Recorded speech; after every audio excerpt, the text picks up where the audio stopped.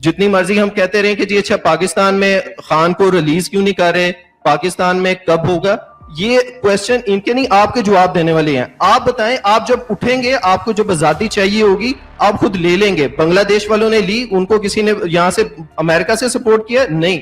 سری لنکا والوں نے لی. بات یہ ہے کہ جوتے کھانے والے کو شرم آنی چاہیے یا جوتے مارنے والے کو شرم آنی چاہیے؟ بالکل صحیح.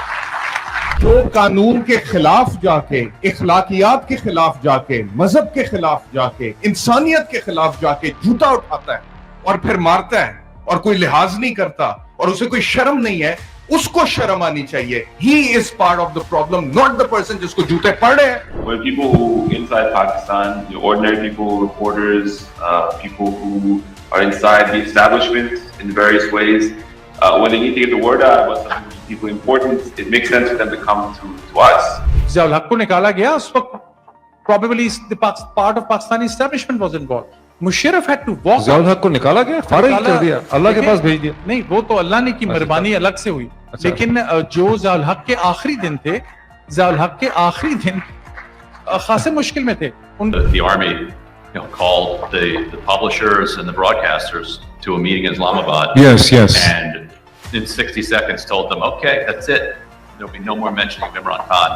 This meeting's adjourned, everybody go. اگر ڈیپ اسٹیٹ ہر دوسرے دن چینلز کے اوپر آ کے تبصرے کرنا شروع کر دے یا لوگوں کے گھروں میں گھس کے ان کو کٹنا شروع کر دے تو وہ ڈیپ اسٹیٹ نہیں ہے, وہ پھر ایک اوور سائزڈ اسٹیٹ ہے.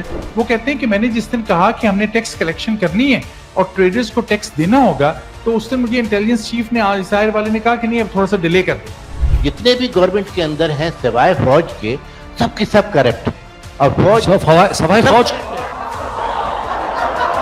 سب کرپٹ ہے. ایون سوائے فوج کے, the state as we know it is not collapsing and will not collapse, it has already collapsed. Concept جو آپ کا اسٹیٹ کا کلیپس ہو چکا ہے, جس کی وجہ سے پاکستان میں پرابلم دیکھ رہے ہیں. فورنسس بڑا مشہور کیس ہے 2019-20 کا, جس میں ISI نے پوری فیملی کو جو ہے انہوں نے میسیکر کر دیا ایک سڑک کے اوپر, بچوں کے سامنے ماں باپ کو مار ڈالا. اس کیس میں انہوں نے اس فیملی کو بھی انہوں نے ریپرزینٹ کیا, لیکن ٹیلی ویژن اینکر کی حیثیت سے known person, he had problems. ابھی یہ واشنگٹن کے قریبی ہیں, he is also in United States, تو ہمیں یہاں پہ جوائن کر رہے ہیں, اور میں بڑا انٹرسٹڈ ہوں گا کہ ہم یہ بھی ایشو دیکھیں کہ سپریم کورٹ پاکستان کو لٹرلی ختم کرنے کی کوشش کی جا رہی ہے. ابھی تک بہت سے لوگ جو ہیں ان کو یہ ریالٹی سنک نہیں ہوئی کہ جو اس وقت موجودہ حکومت ہے وہ بنیادی طور پہ سپریم کورٹ پاکستان کو ریڈیوس ہی کرنے دینا چاہتی ہے. مطلب ججوں کو ہٹانا نکالنا تو ایک پرانی کہانی اور ریت ہے, لیکن ابھی تو ایک آئینی کانسٹیٹیوشن کورٹ بنا کے اور قاضی فائز عیسیٰ صاحب کو اس کے اوپر لگا کے کوشش کی جا رہی ہے کہ سپریم کورٹ کی تمام آئینی اور پولیٹیکل حیثیت جو ہے وہ ختم کر دی جائے, اور which is a huge challenge. اور ابھی تک وہ بالکل اس میں لگے ہوئے ہیں. یعنی آج ہم جب بات کر رہے ہیں اس کے 24 گھنٹوں کے بعد میں قاضی فائز عیسیٰ صاحب نے آرٹیکل 63A کے ذریعے اس کو ریورس کر کے ہارس ٹریڈنگ کا راستہ کھولنا ہے, جس میں ان کی پوری تیاری ہے کہ ہم PTI کے لوگوں کو, مولانا فضل الرحمان کی جماعت کے لوگوں کو استعمال کر کے ہم ایک کانسٹیٹیوشنل امینڈمنٹ لائیں گے, ایک آئین کریٹ کر دیں گے, اور اس کے بعد ہم ہائی کورٹ کے ججز کو کہیں بھی ٹرانسفر کر سکیں گے اور سپریم کورٹ کی تمام آئینی حیثیت ختم کر دیں گے. ایک نئی آئینی کورٹ بن جائے گی. سپریم کورٹ مرڈر کے کیسز یا پراپرٹی کے کیسز یا اس قسم کی چیزیں جو ہیں ایڈمنسٹریٹو میٹرز پہ وہ دیکھے گی. تو ہم سمجھنا چاہیں گے بیرسٹر صاحب سے کہ یہ, اور جو پھر بار ایسوسیشنز کی ٹوٹل خاموشی ہے, اس میں پاکستان کی جو پاکستان بار کاؤنسل ہے, سپریم کورٹ بار ایسوسیشن ہے, سندھ ہائی کورٹ, اسلام آباد high court bar association, Lahore high court bar association, کسی نے کچھ نہیں کیا. تو یہ جو اتنی کمپلسنسی ہے اس کی کیا وجہ ہے, اور اگر ایسا ہی ہوگا تو پھر اس کا فیوچر کیا بنتا ہے. پھر اصل ایشو یہ ہے کہ وے فارورڈ کیا ہوگا آخر اس سارے ایشوز کا. یعنی بڑا مشکل سوال ہے, اور یہ ایک ایسا سوال ہے جس میں مجھے یہ شک ہے کہ کسی کو بھی اس کا ٹھیک طرح سے پتہ ہی نہیں ہے کہ وے فارورڈ جو ہے وہ کیا ہوگا, اس کا سولوشن کیا ہے. تو یہ ایک جیسے آپ کو ایک ڈسکوری کرنی ہوتی ہے. جب کسی نے بلب بنایا تھا, کہتے ہیں تھامس الوا ایڈیسن نے, تو 1000 چیزیں اس نے ٹرائی کی تھیں کہ فلمنٹ کس چیز کا ہوگا. 1000 different things he probably tried before he reached the right bulb filament. تو یہاں پر سولوشن اس کا کیا ہوگا. اور پاکستانی امریکن کمیونٹی جس نے گزشتہ 28 مہینوں میں اس حوالے سے بہت کچھ کیا ہے. غالباً پچھلے 28 برسوں میں انہوں نے اتنا سیاسی سفر طے نہیں کیا امریکہ کے اندر. تو اس کی پازیٹیو چیز یہ ہوئی ہے کہ انہوں نے اپنے آپ کو ایک پولیٹیکل یہی وجہ ہے کہ ہم واشنگٹن یا نیو یارک سے یہاں پہ ہیں اور یہاں پہ اورلینڈو فلوریڈا میں بھی ابھی بھی لوگ آ رہے ہیں, اتنی بڑی تعداد میں لوگ جو ہیں اس ایشو پہ اکٹھے ہوئے ہیں. ایسا نہیں ہوا. اس سے پہلے پاکستانی امریکن کمیونٹی گیت کے لیے, غزل کے لیے, مشاعرے کے لیے پاکستان سے لوگ آتے رہے, ہندوستان سے آتے رہے, تو اس میں اکٹھی ہوتی رہی ہے. پولیٹیکل ایشوز پہ کبھی اکٹھی نہیں ہوئی. نہ ہی انہوں نے امریکن پولیٹیکل سسٹم کو پاکستان کے لیے لابی کرنے کی کوشش کی. اگر لابنگ ہوئی ہے تو وہ ہوئی ہے کہ ہمیں F-16 کے اسپیئر پارٹس چاہیے, ہندوستان نے ہمارے خلاف کوئی ریزولوشن پاس کر دیا ہے, انڈین لابی یہ کر رہی ہے, اس کا راستہ روکنا ہے, اور پاکستانی امریکن کمیونٹی کو اس کے اپنے حق حلال کے پیسے جو ان کے تھے وہ استعمال کیے گئے پاکستان کی حکومتوں کے ایجنڈوں کو آگے فروغ دینے کے لیے. ایجنڈا ہمیشہ حکومت کا ہوتا تھا, ڈپلومیٹس ان کے لیے کام کرتے تھے, تاثر یہ دیا گیا کہ پاکستان کے لیے کام ہو رہا ہے. تو اب ایک نئی ریئلائزیشن یہاں پہ پیدا ہوئی ہے, بیکاز مجھے پورے امریکہ میں ٹریول کرنے کا موقع ملا ہے, تو لوگوں کی ریئلائزیشن پیدا ہوئی ہے کہ نہیں, ہماری اپنی ایک حیثیت اور اپنا ایک وجود ہے, اور ہم کوئی پاکستان کی ایمبیسی یا پاکستان کے کاؤنسلیٹ کی ایکسٹینشن نہیں ہے کہ کاؤنسل جنرل صاحب ہمارے ایکسپینس سے اپنے گھر میں ایک کانگریس مین جو ہے اس کو بلا کے ہم ڈنر کروائیں, اس کی تصویریں فوٹیج بنائی جائے اور وہ اسلام آباد میں بھیج دی جائے بتانے کے لیے کہ ایمبیسڈر صاحب نے, کاؤنسل جنرل صاحب نے پاکستان کے لیے کتنا کیا. بیسکلی اپنی نوکری, اپنی سی وی جو ہے وہ ایمبیسڈر جو ہے وہ بنا رہے ہوتے ہیں. تو ابھی ایک سڈن ریئلائزیشن ہو گئی ہے کہ بھئی یہ ہمارا اپنا ایک وزن ہونا چاہیے. تو میں سمجھتا ہوں کہ پاکستانی امریکن کمیونٹی کے اعتبار سے پاکستان کا کرائسس جو ہے وہ بڑا بینیفیشل ہوا ہے, اس لحاظ سے اگر آپ اس کو دیکھیں کہ وہ کمیونٹی جو سوئی ہوئی تھی, جس نے سوچا ہی نہیں کہ ہم نے اپنے کانگریس مین اور سینیٹر کو کیسے اپروچ کرنا ہے, وہ اس پروسیس میں جو ہے وہ ایکٹیو ہو گئے. تو یہ تمام ایشوز ہیں. میرا نہیں خیال تھا کہ میں شروع میں ہی کھڑے ہو کے ان کو اس طرح سے مجھے بتانا پڑے گا, لیکن آئی جسٹ تھاٹ کہ میں آپ لوگوں کو انگیج بھی کروں. اچھا, پھر ایک بہت امپورٹنٹ چیز میں نے نہیں کہی کہ پینل ہمارا ہرگز یہ پلان نہیں ہے, میں نے سب پینلسٹ سے انفرادی طور پہ انڈیویجلی پہ بات کی ہے. ہمارا آئیڈیا صرف یہ ہے کہ ہر پینلسٹ جو ہے وہ 7-8 منٹ میں اپنا ایک بیسک کوشچن جو ہے جو اس کی فیلڈ سے ہے اسے ایڈریس کرے, اور اس کے بعد ہم اس ڈسکشن کو آپ سب کے لیے ایک انٹریکٹیو آڈینس کے طور پہ, سیشن کے طور پہ کھولیں. بیکاز آپ میں سے ہر شخص کا 20 سے 30 برس کا کم از کم زندگی کا ایکسپیرینس ہے. آپ سب یہاں جہاں پہنچے ہیں in an independent democratic country, آپ کسی ایسے ملک میں تو ہے ہی نہیں کہ کسی چاچا, تاتا, مایا, ماما اور والد صاحب نے آپ کی لیے فون کیے ہوں اور کنڈی کھڑکائی ہو, ہلائی ہو, جس کے نتیجے میں آپ کو اپنی پوزیشن ملی ہو یا کاروبار ملا ہو. آپ سب نے اس ایک ڈیموکریٹک ملک میں اپنا ایک انفرادی سفر جو ہے وہ طے کیا. تو میں نے یہ لک ہے کہ 100+ لوگ ہیں یا 200 لوگ ہیں کسی جگہ پہ, تو میں سمجھتا ہوں اگر ہر آدمی نے 20 برس کا اس کا ایکسپیرینس ہے, لیٹس سے اگر ہر آدمی کا 30 برس کا ایکسپیرینس ہے, یہ 20 برس کا ایکسپیرینس ہے, تو پھر 100 لوگوں کا آپ اس حساب سے کو ملٹیپلائی کر لیں کہ 30 × 100 کو 3000 ایئرس کا ہم ایکسپیرینس جو ہے وہ ایک ہال کے اندر دیکھ رہے ہیں.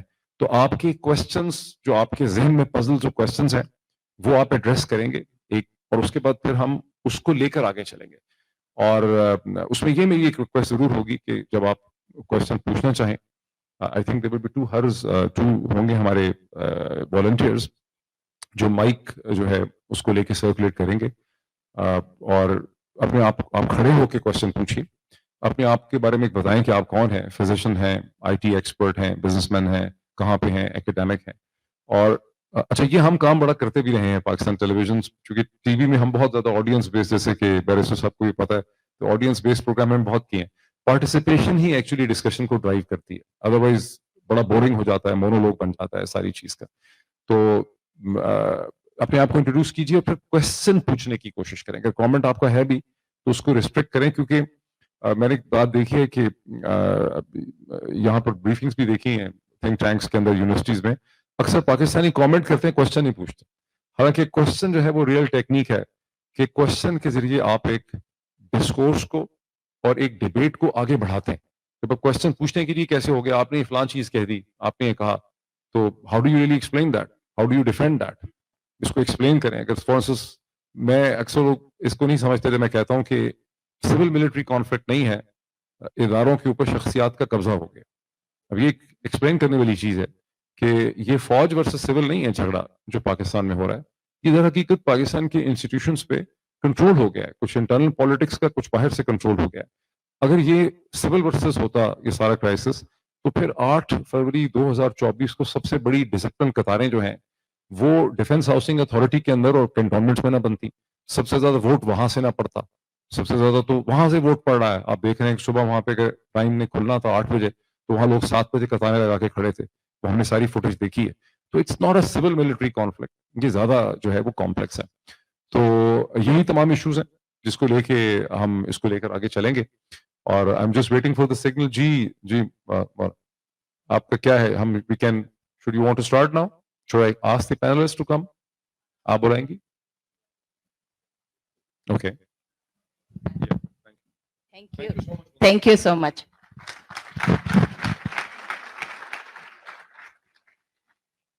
Okay, so ladies and gentlemen, at this time I would like to invite Ammar Rana for the recitation of Quran. Assalamu alaikum. أعوذ بالله من الشيطان الرجيم. بسم الله الرحمن الرحيم. الرحمن علم القرآن خلق الإنسان علمه البيان. الشمس والقمر بحسبان والنجم والشجر يسجدان والسماء رفعها ووضع الميزان ألا تطغوا في الميزان وأقيموا الوزن بالقسط ولا تخسروا الميزان والأرض وضعها للأنام فيها فاكهة ونخل ذات الأكمام والحب ذو العصف والريحان فبأي آلاء ربكما تكذبان خلق الإنسان من صلصال كالفخار وخلق الجان من مارج من نار فبأي آلاء ربكما تكذبان رب المشرقين ورب المغربين فبأي آلاء ربكما تكذبان مرج البحرين يلتقيان بينهما برزخ لا يبغيان فبأي آلاء ربكما تكذبان يخرج منهما اللؤلؤ والمرجان فبأي آلاء ربكما تكذبان وله الجوار المنشآت في البحر كالأعلام فبأي آلاء ربكما تكذبان صدق الله العظيم. Thank you. So, Assalamu alaikum and good afternoon, ladies and gentlemen. It is so wonderful to welcome you all to the University of Central Florida's beautiful campus of Rosen College of Hospitality and Management, a prestigious institution of higher learning spread over 20 acres in the heart of Orlando. Seeing this amazing turnout, it is hard to believe that just 2 days ago, Florida experienced one of the worst hurricanes in recent history. Our hearts go out to all those who were affected by Hurricane Helene, and our prayers are with those who have to begin the slow process of rebuilding their lives in the wake of the storm. Your presence here today demonstrates your commitment to advancing human rights and democratic process in Pakistan at a time when the media, civil society, and pro-democracy activists are being subjected to the worst curtailment of their civil rights and liberties. For those who are visiting from out of state, and I know there are people here from New Jersey, Georgia, North Carolina, and surrounding areas, I would like to welcome you to our great state of Florida. It is home to an incredibly vibrant and dynamic Pakistani American community, and many of its members are here today. Through its unrelenting civic engagement, congressional outreach, and public awareness campaigns, the Pakistani community in Florida has worked hard to draw attention to the human rights abuses back home and positively impact US-Pakistan relations. The amount of talent and wealth concentrated in this room alone is astounding. At one point or another, all of us moved here from Pakistan armed with our degrees, skills, and most of all, a burning desire to make it. So what you will, but today, whatever success we are enjoying is because of both the experiences from our birth country and the opportunities that this country has afforded us. And today, we are here to show up for Pakistan when she needs us the most. And at this time, I would like to acknowledge certain leaders without whom this event, this getting together would not have been possible.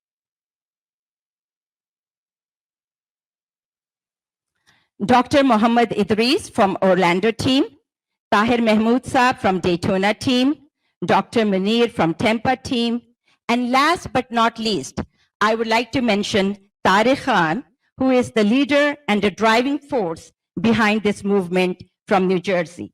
The movement to bring Pakistani diaspora together on this platform so we can work towards the betterment and the to bring the positive impact in our own country.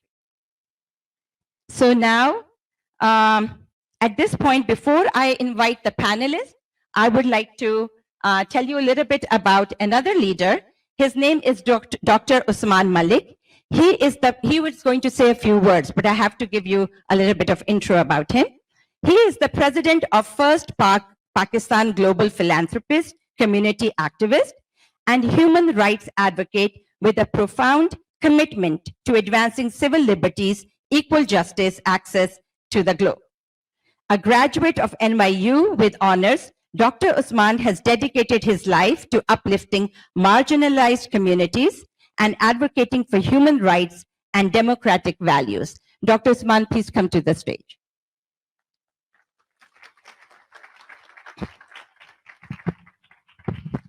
Assalamu alaikum. I think we are running a little late on the schedule. So Ryan Grimes is waiting right now and Murtaza. So I would like to ask Dr. Moeed to engage with them, and then I'll come back later and then we'll have some discussion later on. So we just... Thank you.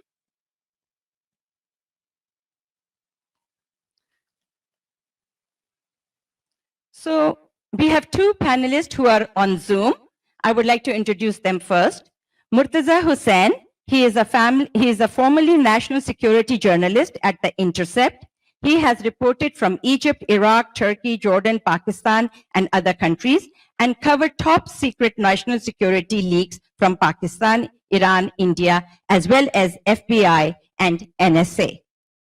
So we have Murtaza Hussain. Do we have him over Zoom?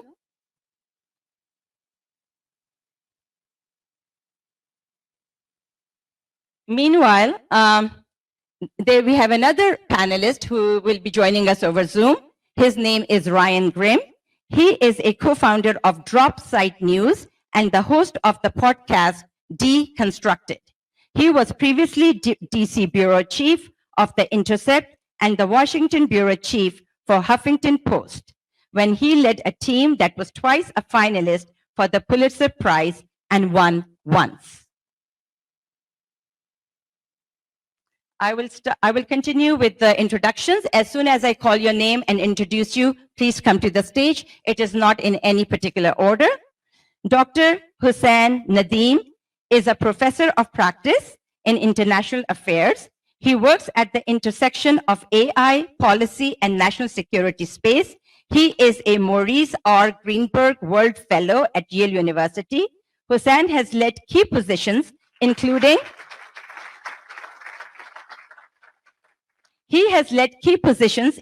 serving as Executive Director of the Islamabad Policy Research Institute at the Prime Minister's Office of Pakistan and a Special Assistant to the Federal Minister for Planning and Development and Reforms. He has received numerous accolades, including being named in Forbes 30 Under 30 and receiving Alumni Achievement Awards from the British Council and the University of Sydney and George Washington University. Barrister Ehtesham Amiruddin Saab, he is a political analyst. He earned his law degree from Lincoln's Inn. He practiced law for 17 years in Pakistan. He has also hosted current affairs program on leading news channels in Pakistan. Zeynab Ali. She is a New York-based academic. She holds a PhD degree from NYU and Parsons. And her degree is in media studies, and her area of research expertise is technology, culture, and society. And she is a professor at Barnard College. Hassan Abbas. He is a distinguished professor of international relations at the National Defense University in Washington, D.C. He serves as a senior advisor at Harvard University's Divinity School project on Shiism and global affairs.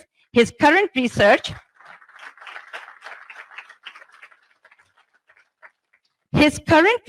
works focuses on building narratives for countering political and religious extremism and rule of law reforms in the developing states. He has published many books, but his most recent publication is The Return of the Taliban, Afghanistan After the Americans Left. It was published by Yale University Press in 2023. And of course, last but not least, Dr. Moeed Pirzada. He is a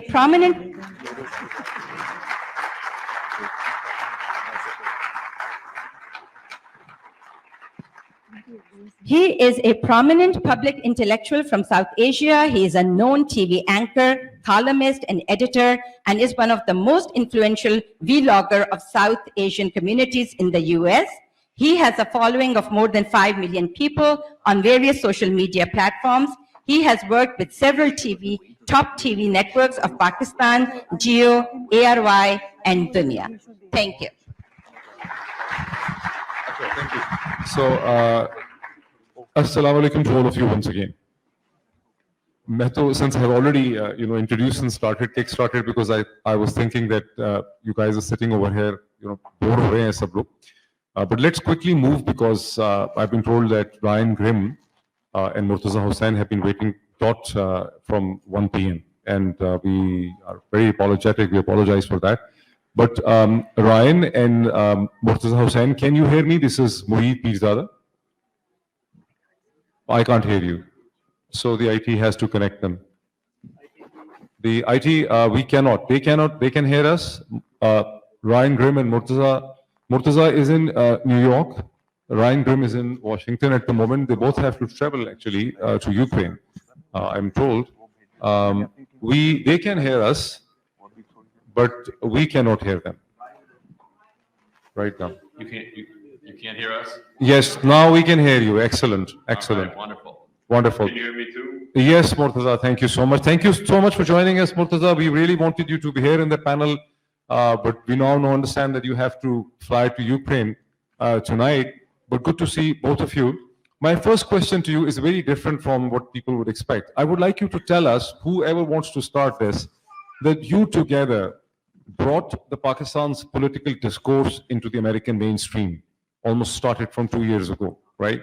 How Pakistan came into the limelight, into the focus of Intercept, whose initiative was this, how it all happened. You can start by Murtaza, you can start by telling us, Ryan, you can start by telling us, whoever wants to take that, who wants to tell us? You want to go first?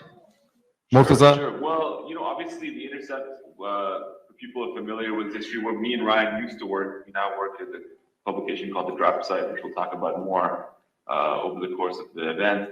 But, initially that publication and myself and Ryan's mission was to cover global affairs generally, as well as U.S. domestic politics. And we did not have a particular focus on Pakistan per se, although we've done some coverage of country development of the past couple of years. Obviously, Ryan had Imran Khan on his show that existed at that time. So there was some sort of, analysis of the situation. And as things started to ramp up in Pakistan in terms of the internal tension and domestic turmoil, and specifically, you could say the clash between supporters of Imran Khan and the military establishment, we began to get more information leaking out from the country, people tips, other forms of communications. And correspondingly, as the space for media coverage inside Pakistan narrowed because of very authoritarian controls put by the military over the press, people started looking more enthusiastic, more determinedly for outside coverage, Western media coverage, and so forth. Myself and Ryan, we've covered intelligence leaks and other reporting from different countries for many, many years. At our publication, we've done leaks from India, from Iran, from many agencies in the US, and many, many other countries besides that. So we really are a natural fit in a sense for when people who inside Pakistan, ordinary people, reporters, people who are inside the establishment in various ways, when they need to get the word out about something really deeply important, it makes sense for them to come to us. And since we started doing that reporting, we've seen a lot more. The reporting's been effective. It's sort of changed the narrative. Such it exists in the US. And I know people in DC pay close attention to what myself and Ryan report about the subject. So because of that, we get more and more intelligence and more information. Even this morning, I was getting information about something going on. Yeah. Just because there's no one else really in Pakistan who's able to report it because of the environment there. That's kind of how it came about. So we created a Pakistan beat. And to speak for both of us, I think, we would say we're committed to continue covering it. I would also like to cover to your latest story on how the Pakistani establishment is playing double games, giving one kind of signal to the West and to the US, and the other side they're offering Chinese and naval base and other. But Ryan, you have been bureau chief of Huffington Post in Washington. You have been author of more than one book. You have been the bureau chief of Intercept in Washington, and now you have founded this public. So you have a wider interaction with the US media and the politics. You represent the mainstream media.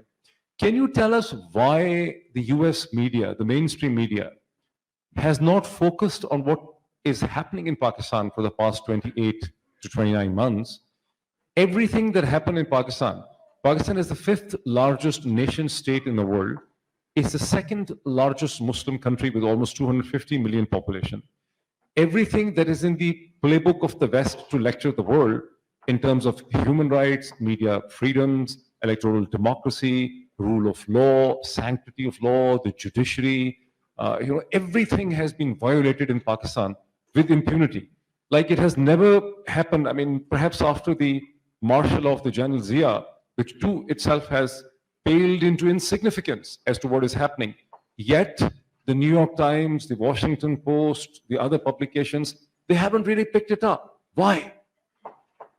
Yeah, the points that you make are all strong, and those are the reasons that Maz and I have been covering Pakistan like we have. But we don't think the way that the mainstream press here in the United States does.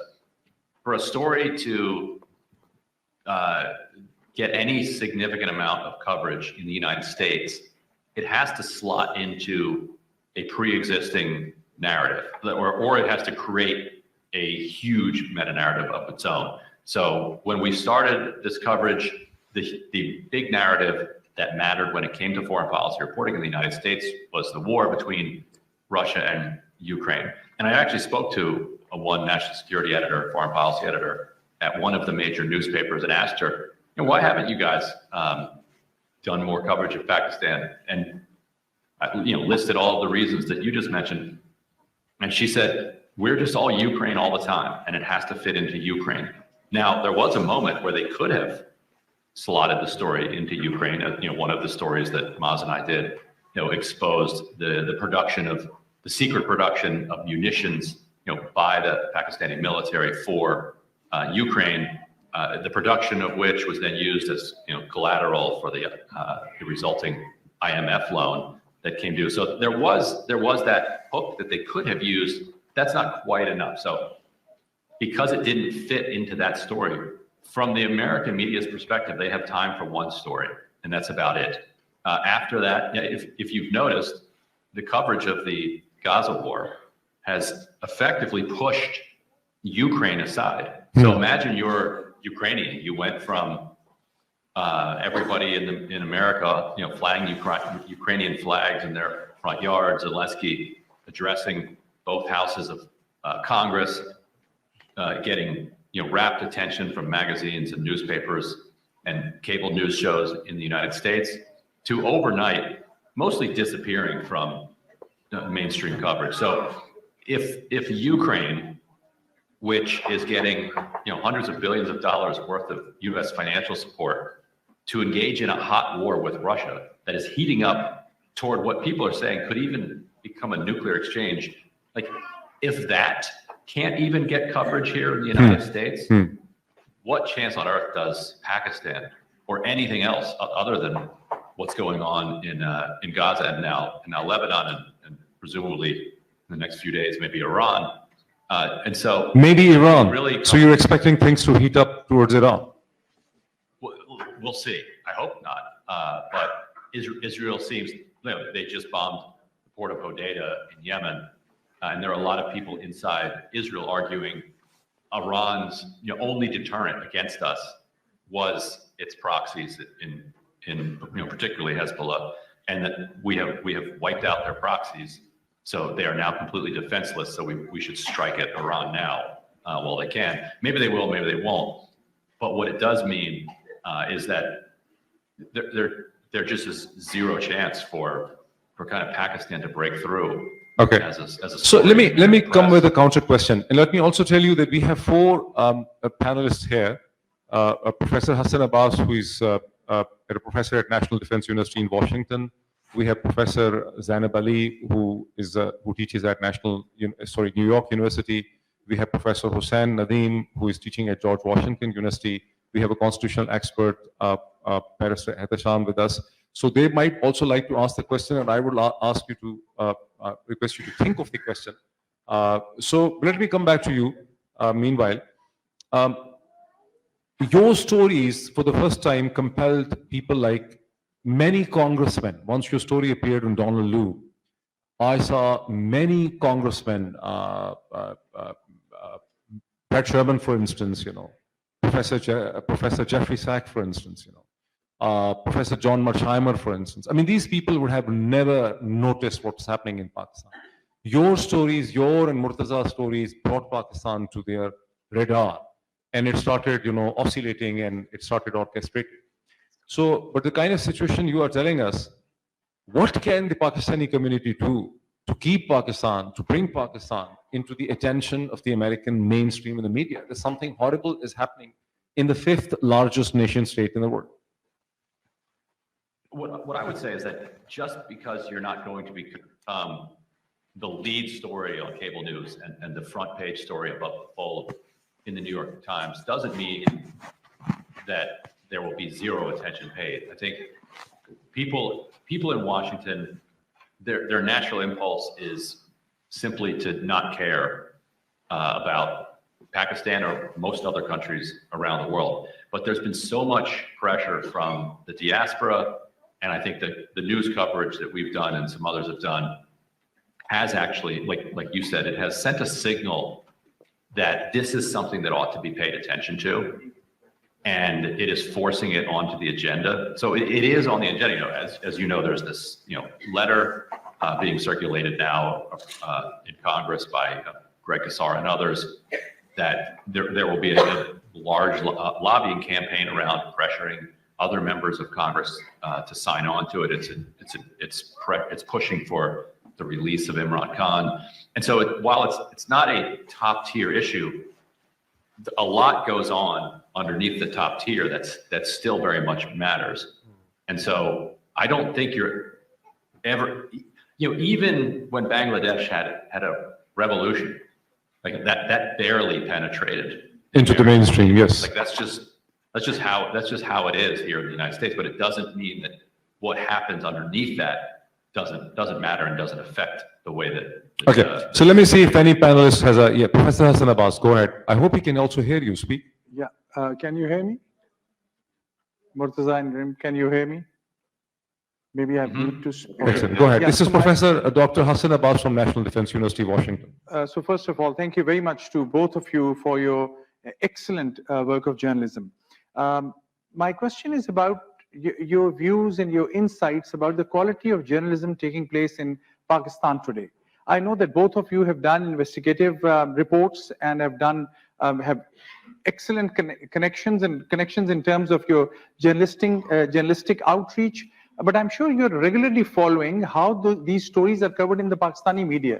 So how would you rate the current status of media in Pakistan?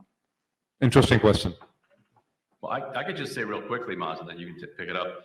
That actually goes to Moeed's first question. The first story that I think that Maz and I wrote together on Pakistan was a quick piece on a meeting that I think, Moeed, you've written about and talked about, when the army, called the publishers and the broadcasters to a meeting in Islamabad. Yes, yes. And in 60 seconds told them, okay, that's it.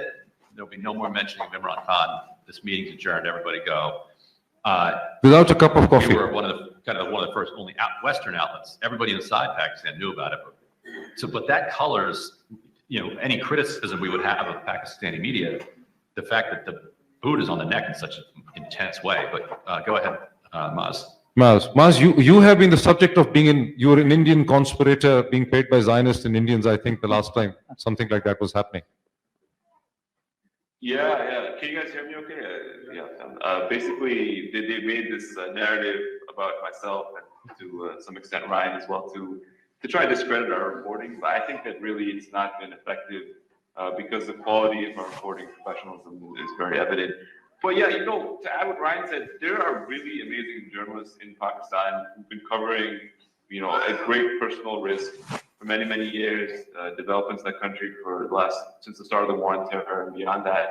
And I don't think we've ever seen a situation where it's been such an authoritarian climate that has developed inside Pakistan. So, they're very heroic, very intelligent, reporters and other journalists inside Pakistan, editors. A lot of them have talked to myself and Ryan over the past 2-3 years because they're unable, in the sense that they've contacted us to express their level of suppression going on in Pakistan at the moment.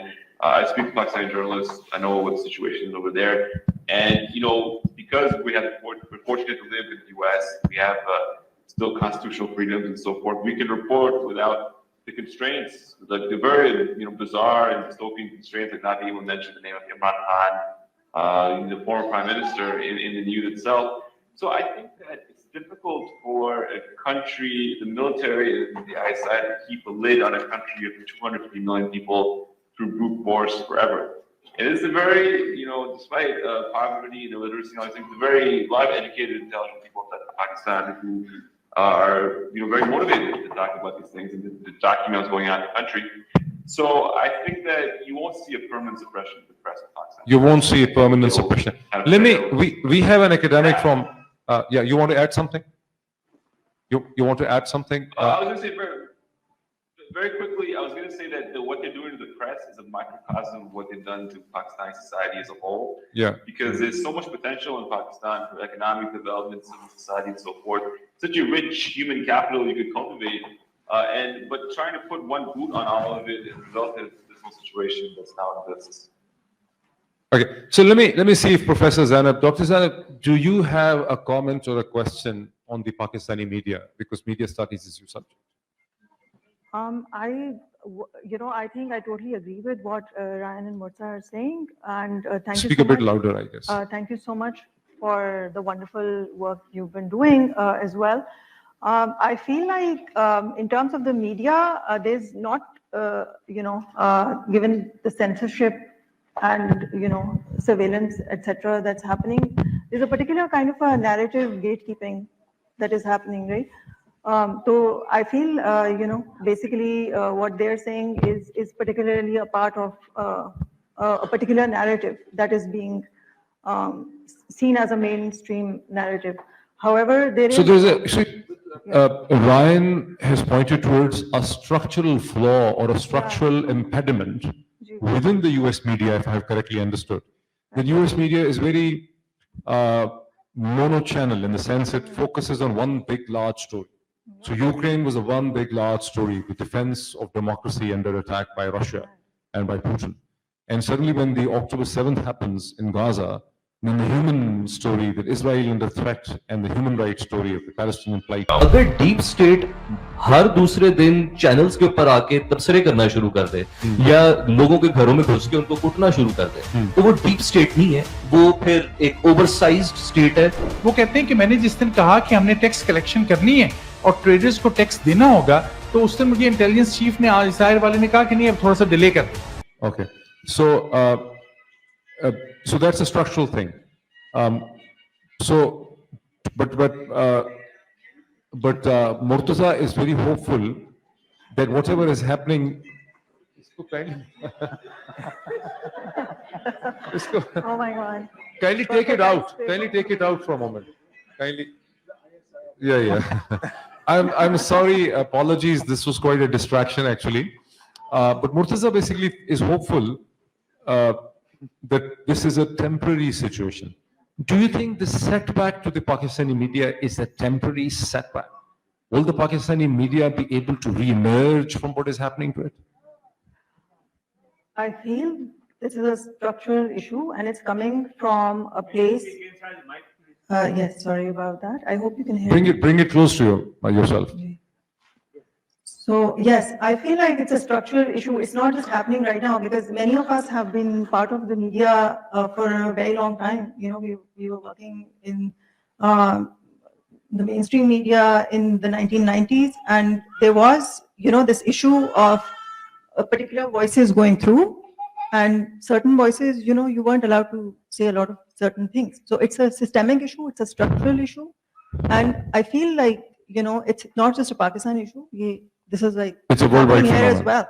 It's a sort of I would suppression. like to ask Ryan and Murtaza, I mean, what is happening with the Very left interesting. media in the US? Very interesting. Professor Hussain, I would also like you to jump into it, but let me get back to Ryan and Murtaza. But Ryan, Dr. Zeynab points out that the media freedoms have also suffered in the United States. And for instance, when we see, I have been alumni of Columbia University, New York, and also London School of Economics. The kind of crackdown that happened on the presidents of Columbia, Harvard, UPenn, University of Pennsylvania, that was beyond my imagination. That a totally insignificant congresswoman could actually call over the president of Columbia, Harvard, and UPenn, and can set into motion a sort of a witch hunt in which these topmost prestigious universities of United States that inspire the people in 193 countries across the world could be suppressed in this manner. Almost 4,000 students and young faculty members were arrested across campuses in the United States. So how do you look at this? Right. I would, at the Intercept and now at DropSite, we've done an enormous amount of coverage of kind of the influence of pro-Israel organizations here in the United States on all of our various institutions, whether it's Congress, whether it's college campuses, and whether it's elsewhere. And when there is a dedicated campaign directed toward a particular goal, so those movements are capable of surmounting almost any obstacle, and taking on a handful of college presidents is certainly well within their capabilities. It was, on the one hand, because the entire thing was so divorced from reality. These campus presidents were getting accused of like anti-Semitism and so on and so forth. But it was shocking. But on the other hand, it was of a piece with what we have seen before. Like this is an issue in which there is not much of a countervailing force. The student protesters were out there in their encampments, but there's no institutional support either in the media or in Congress or in government, for pro-Palestine protesters or movements, whereas there is institutional support for the other side, which makes for an ultimately lopsided contest, which routinely finishes with a complete and total rout. Okay, so Professor Hussain, do you have a comment or a question? Yeah, I have a comment and a quick question to Ryan and Murtaza both. Hi, Ryan and Murtaza. So on the question of the media freedom, I think we're overstating exactly what's happening in some ways. the media was never really free. It was In never Pakistan, ever in the world. ever in the world. No, the BBC itself, 100-year-old, was the British broadcasting funded by the state government. It has its limitations. So Right. to expect that somehow the state-backed media or the media would be entirely free or free of biases, and I believe is a bad expectation. It's run by humans. Humans have biases. There are incentive structures out there. So I think we should probably just get over this debate that the media is supposed to be free or anything. It was never free. Now the difference is not that the media has changed. Right. The real difference is that there is something else that has emerged. And what which is that? Social media. Oh, social media. So the decentralized structure is directly challenging the centralized information structures of the traditional media, Right. which is why everyone is now feeling somehow that the media is not free. The media was never free. Right. It's the decentralized information structure. People in Somalia getting to know what's happening in Gaza. People in Mir Ali in Pakistan finding out what's happening, across the borders in the US. So it's that awareness that has been brought by the decentralized information structures, which is now making us realize all of a sudden, oh, the media is not free. The media wasn't free during the Greeks' time, during the Romans' time, during the Muslims' time. Was there a media? Was there a media in the Roman time? Yes. I mean, there was whatever the media that they have back, Whatever the the media. information structures, they were always funded back by the state. So sure, there are opposing views, there are dissenting views, and all of that. Right. And different stages of any government or any society has different level of freedoms and all. So what we're seeing in Pakistan right now is a complete, part Okay. of the past. So Ryan and Murtaza, also a word of caution. We have to move more deeper into the Pakistani politics. We might also be switching into the Urdu. So a few more, comments from you before we move on to. We also, did you hear what Professor Hussain said about the media were never free? Did you hear about that? I did. And, my own career, I've been fortunate enough to be able to see a lot of that up front. The Huffington Post was one of the first kind of social media, kind of news outlets of the social media era. And I watched the way that the rise of social media did decentralize and dissipate the concentrated power of the mainstream media and allow for alternative voices to rise up. Without that, drop site wouldn't be possible. Excuse me, sorry. We're funded by we're roughly half funded by modest, middle income, mid-level donors, and then subscribers who are paying $100 a year to read our publication. I think we now have a little over 6,000 of those. And if it weren't for social media, there wouldn't really be a way for us to reach those people. And so then social media allows for this decentralization, Right. but then as it is reaggregated through subscribers to produce new outlets like DropSite, those new outlets then balance out the remaining concentrated power in the mainstream media as those outlets are looking over their shoulder at what we're doing because they respect our professionalism and our journalism and respect our ability to speak in a way, a more liberated way than even they're able to at, say, like the New York Times, where they have kind of lines and guardrails drawn around and how, where they'll go. Murtaza, just hold for me. I want to come back to you to the Gwadar naval story, because the Pakistan and China both have, rejected your story. This is the first time the Chinese Foreign Office also stepped in, and they said this is total nonsense. I mean, there's no such thing. But quickly, Barrister Sahab, you are not only a lawyer and a constitutional person, you happen to be, fortunately or unfortunately, a media person as well, right? Do you agree with Professor Hussain Nadeem in the discussion that's going on? The media were never free. So what's your impression of the 10 plus years of, involvement with Pakistani media? Was it free or something changed? Thank you so much, Dr. At a certain level, I'd agree with what Professor Saab has said, but I personally believe that we can draw a line of demarcation from a historical point of view, what was happening in the world pre-Second World War and what happened after the Second World War, because there's something called a United Nations Charter of Human Rights. Right. And it talks about the human rights which are inherent to every human being, irrespective of race, gender, background, status, political affiliation. So, and that is one of the documents that has widely been translated in the world, more than 500 different languages it's been translated. And that talks about the freedom of speech and freedom of expression, right? So if we compare what was happening before 1945, certainly there's a huge difference. The entire community at the global level decided after 1945 through the United Nations that we now want to become a civilized world.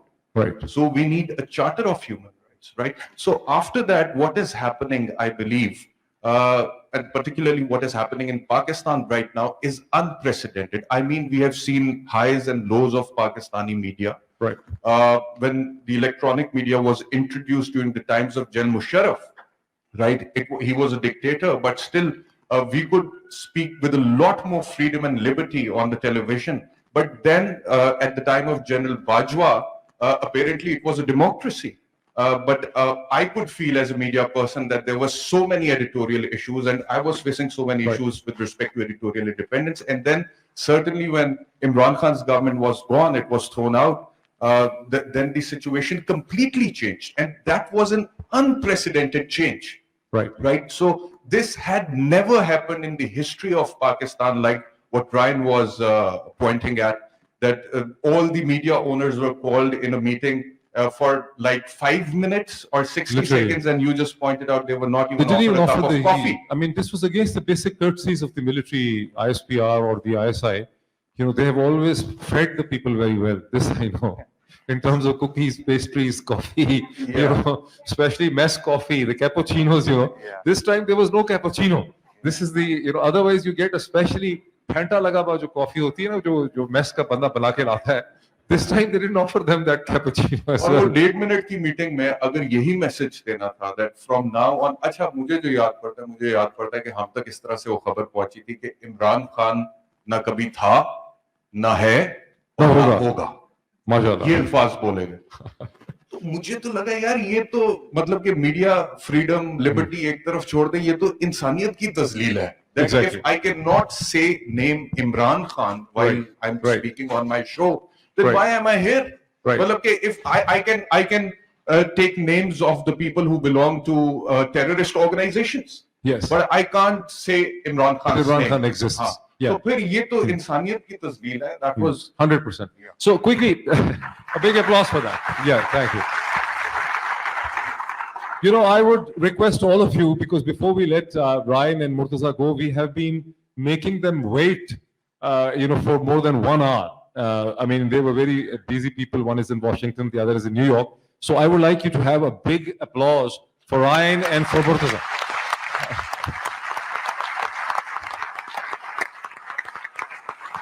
Thank you. And before I come to Ryan, to Murtaza for the naval Gawada-based question, I would also like the audience to just, if anyone wants to have a question to Ryan and Murtaza, if we can just take 1 or 2 questions very quickly after this this comment from Murtaza. So be ready. If you have a question, I will convey your question. Even if they can't hear you, I can hear you. I can convey your question and raise your question. So be ready with your name. So very quickly, Murtaza, the Chinese Foreign Office. Pakistanis are in the habit of denying everything which you say and publish either in intercept or drop site. But this time the Chinese stepped in within 24 hours, Murtaza and Ryan, and they said this is nonsense. No such agreement of a naval base on Gwadar exists between China and Pakistan. What is your reaction to that? Well, 2 things. They didn't actually deny that forcefully. They just sort of said that this is a commercial. They gave their own narrative of what the purpose of Gwadar was when we contacted the Chinese government. And the Pakistani government, generally speaking, never engaged with us or comments directly on our stories. What they do is they have their social media teams and certain people working in their employ as journalists reportedly attack our reporting in various ways or attack us in various ways. And we've actually written about this before. They have something called the Army Agaki Network, which is a social media manipulation program run by the military officers itself to try to attack our stories. I would say the story, they attacked it relatively less than usual. I guess if I ask a question, I don't know whether you would like to whether you like to tell us or not, I mean, is there an issue of privacy? But the documents you had seen on the Gwadar naval commitment between China and Pakistan, were these the documents you able to see through a US-based source, or you were able to see them through a Pakistani source? You know, we talk to, and we have a wide range of different sources, you know, all over the world, really, for our stories. And, you know, different parts of South Asia, US, obviously we're based in the US as well, too. So we can employ a diversity of methods of verification and streams of information to confirm information and to gain information in various different ways. And, you know, not just in this story, but many stories, in all stories we do, we try to rely on as many different sources as possible so we can have the utmost veracity, confidence on our reporting. And this story was really no different. So in this case, I do think we had a very definitive and determinative amount of information. And in our story, we expressed more detail to simply underline the credibility with which our story is held. And if you look at the reaction in DC, in which there was a reaction, their reaction, both publicly and privately, from either people in government or people in the policy-making space and think tanks and so forth, it evinced great confidence in the level of our reporting. For those who are concerned about the U.S.-China relationship and U.S. policy in South Asia, I think that itself is telling of the credibility of the reporting. Obviously, there's certain things we cannot specifically address or disclose. So let me bring this let me bring this question to Ryan Grimm in a different way. Ryan, I understand that you have also seen the documents on the Gwadar Naval Port, right? You have also seen the documents. It's just not Murtaza. You have seen the documents on the Gwadar Naval thing, right? What is this commitment? Yeah, that's right. Yeah. So what is your understanding? Because from your story, I'm not clear. Is there a timeline of construction and development? Right. That's a good question. And or it's only a commitment anytime that we will do something at some point. Right. That's right. It's a commitment in principle, but it is not. But the timelines have not been. You know, the specific timelines have not been laid out. Okay. And you could very much imagine a world where that commitment in principle just continues to be kind of kicked down. The can of that commitment just continues to be kicked down the road. Right. So there are still stages to go before it becomes, before the kind of cranes are, fully in place. So, but you're right. That was the commitment has been made, and certainly internally the decision has been made within the Pakistani government to abide by that commitment. But at the same time, there's also an eagerness to leverage this and delay it as long as possible.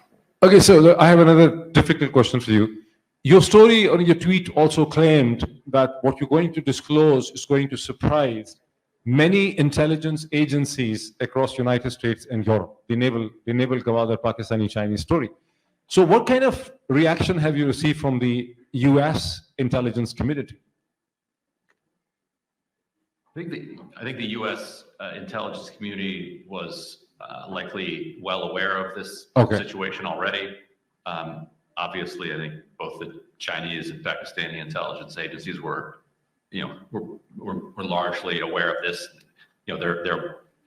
These are somewhat decentralized entities themselves, so it's the information is siloed. Not everybody within them has the same access to information. But certainly within the United States, policymakers saw they very much saw and felt the comparison to the U.S. overthrow of Mossadegh in Iran, and that I think that comparison has helped bring it home to U.S. policymakers that they are in the midst of a similar own goal, in which they, not only do they fail on their stated terms of defending democracy and liberal, Western values, but they also fail on their unstated terms, which is to, tighten a relationship with a particular country, in this case Pakistan, and instead accidentally, kick it over toward their rival. So one follow-up question. I mean, I see the one or two hands. People want to raise the questions before we let you go because you're waiting for so long. So on one hand, the Pakistani regime is repeatedly taking help from United States on the IMF bailouts, right? At the same time, the US allies like Saudi Arabia and UAE are also rolling over the money and the funds to Pakistani regime. But Pakistani regime, which is reliant upon the Western support, is also getting financial rollover from the Chinese, and now they've also made commitment to them for a naval base. How are they playing this smart? How are they playing this kind of double game on both sides? That's kind of the implication of the story, is that they've been trying for many years to balance these two relationships, and maybe for a while that was working to a degree that at least kicks the can down the road in these financial commitments. But the meta narrative, which everyone is aware of, is that the conflict between China and the US is intensifying. It's not settling into a stable balance where one can permanently be in the middle and enjoy the benefits equally of both sides. Just like in the Cold War, it would be very difficult to be allied with both the Soviet Union and the US, especially if you don't have much to offer in terms of something making them compete to be on your side. If you're dependent on both sides, it's a very difficult position to be in, because one side will call in the favor at some point. The Pakistani military has now sort of cornered itself in a position where it's very dependent on US support, international institutions for debt restructuring and the provision of loans and things like that. Privately dependent on loans from China, obviously, but also dependent on China for support for modernizing its military, keeping in parity, so to speak, with India as much as they can. So how do you square the situation is very, very difficult. The ideal situation for Pakistan would be if its economy performed better, the private sector was loosened up and allowed to achieve a greater success, free of military control.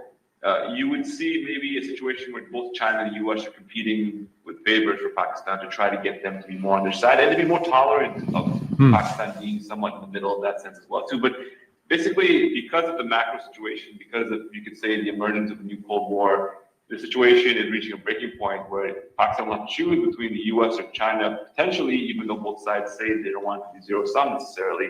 And in Pakistan's own internal reports and conclusions and communications, they seem to think that China has more shared interests with Pakistan for strategic and geographical reasons, whereas the US shared interests are less. But because they have very deep cultural ties to the US, and there's personal ties of Pakistani elites, including the military, to the US, and finally, they have very close defense relationships despite the friction over past. Just hold on, It's a very difficult decision. Okay. And it's unclear where they can make it. Thank you so much. So itne differ nahi hai apne interest mein jitna log keh dete hain. So there are one or two questions from the audience as well. I see gentlemen. Yes, please kindly introduce yourself so that I can. Yeah. Hi, I'm Dr. Mumtaz, local physician practicing more than 30 years. I have a question. Speak a bit louder. Panels, including. Yeah. Can you hear me? Yeah. Yes.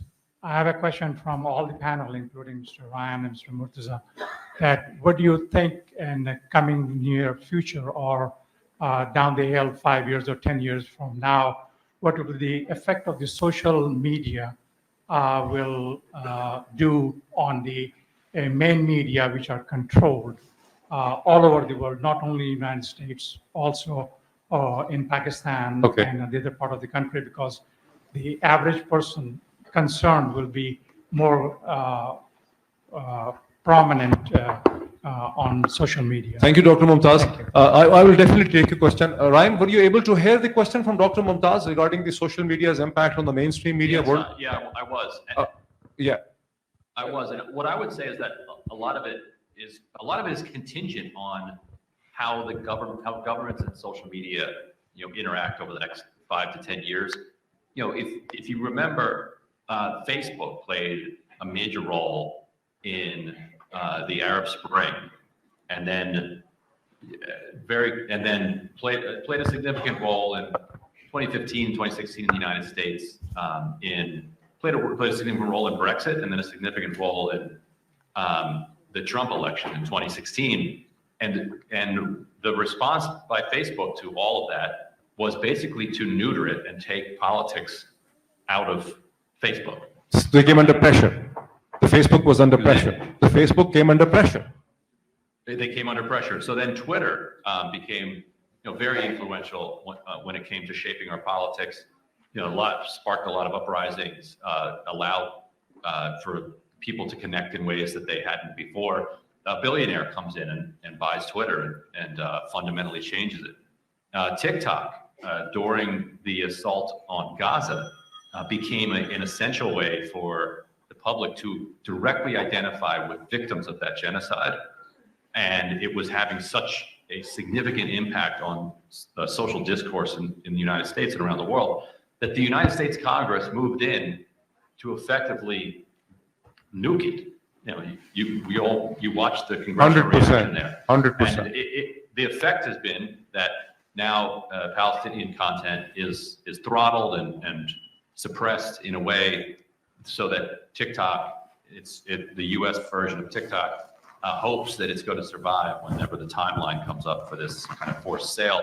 So if social media were a static thing where we can understand that the public is going to have the ability to make these connections with each other in a lateral or horizontal way, and speak directly and have open conversations, if that was a static thing, I think it would completely revolutionize the mainstream media. Right. It's not static. That corporate and government power is constantly dynamically in motion with this social media power. Wherever it rises up, there are efforts to then push it back down.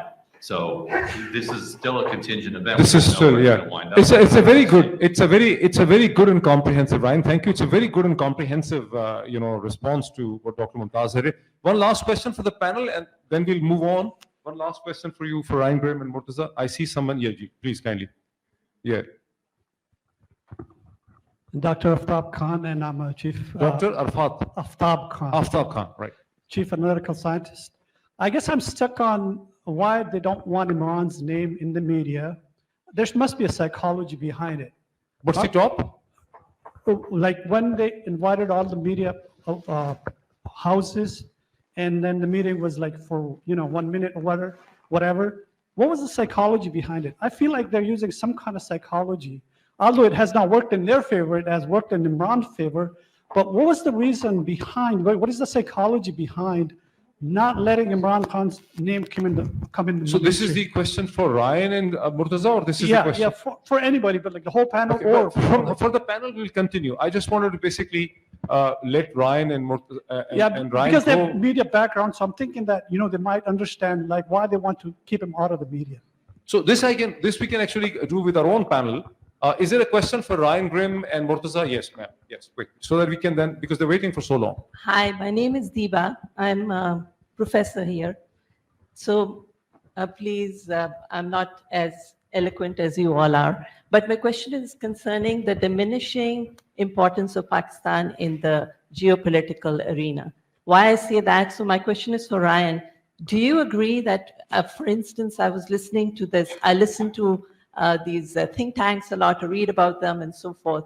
And there was this all-in summit. They talked about the entire world. There was Professor Mersheimer and Professor Ryan and so forth. All these big tanks were there. They talked about every single country in this world except Pakistan. They were all of importance, extreme geo importance. Is Pakistan losing its importance, and are we free falling? Very interesting. Thank you. This is a big applause for this question, actually. So how would you both grapple with the question? I mean, I will let you go after this, Ryan, that the US academics have discussed literally every subject in the world, right? I mean, but not Pakistan. Right. Yeah, they Yes. I don't know. The Pakistan economy, I think, is the answer. The economy is constricted by military control of the commanding heights of it. It has watched countries around it explode with economic growth, while it has stagnated or gotten even worse. And so as a result, Pakistan has less to offer the world. Pakistan has labor and it's smart, well-educated, industrious people who become members of the diaspora to offer the world. But Pakistan itself is becoming an aid state that is just kind of dependent elsewhere, and so it's becoming kind of an object rather than a subject of history. Right. So, Murtaza, you want to add something before I let you go? Murtaza, you want to add something to this? Murtaza's mic is. Murtaza, can you hear me? Murtaza, you cut out there for a second. Could you repeat the Professor Deeba's question was that while the US academics like John Marsheimer, Jeffrey Sachs, and the others, when they go into panel discussions, they have discussed virtually every subject in every region in the world, but Pakistan's reference is not even there. Why? What do you think?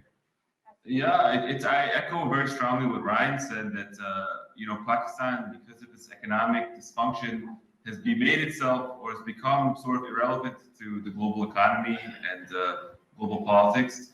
And it's ironic because you look at the size of the country by population, it's by some estimates 230 million people, one of the maybe the fifth largest population. But there's no corresponding impact in the global economy, and its diplomatic standing has decreased a lot as well too. It's become very consumed with internal crises. It's more seen like it's a problem that has to be managed as opposed to a country which is contributing actively to global fora. And the thing is that if you look at the history of Pakistan's development, there were times when it was quite influential, in fact, much more influential. Right. Of course, many people know that the US and Chinese reconciliation during the Cold War was actually facilitated by Pakistani diplomats. Pakistan also had a nuclear program which kept pace with India until at least the 90s. They were able to keep pace technologically. But in the last 2-3 decades, I'd say there's a marked regression. There's been a significant regression in the state capacity of Pakistan. Economic performance is, even Bangladesh has greatly outpaced Pakistan in economic performance. That was a formally very important part of Pakistan. So all these things have added up, and such that even though there's a huge population, the population is not integrated or relevant to things which are important, in the world in the 21st century. Is not relevant. Murtaza, thank you so much. Murtaza, thank you so much. At this point, we will move ahead towards the Urdu. So I would again request a huge applause for both of them. They waited for 1 hour.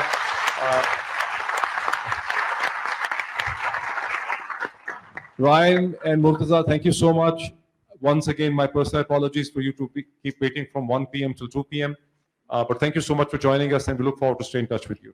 And we'll move on towards our Urdu. Thank you, Moeed, and hopefully next time we can be there in person. Thank you for having us. And then again, if anybody is become a subscriber and you're not yet, drop that news. Yes, we look forward to meet both of you back in Washington. Thank you, Murtaza, once again. Thank you so much. So we move on. जी, मैं चूंकि उर्दू का television anchor हूँ, मुझे इसका बड़ा एहसास है कि पाकिस्तानी कम्युनिटी जहाँ कहीं है, मैंने ऑक्सफोर्ड में भी सेमिनार्स किए हैं, कैम्ब्रिज में भी किए हैं, जब तक उर्दू में बात नहीं होती लोगों को मजा नहीं आता। जब इसको अच्छी बात कह रहे हैं, बुरी बात कह लें, तो जरा लोगों को लगता है कि उसमें चाशनी जो है वो चीज़ों में नहीं रही है। तो let's actually start from professor doctor Hassan Abbas साहब।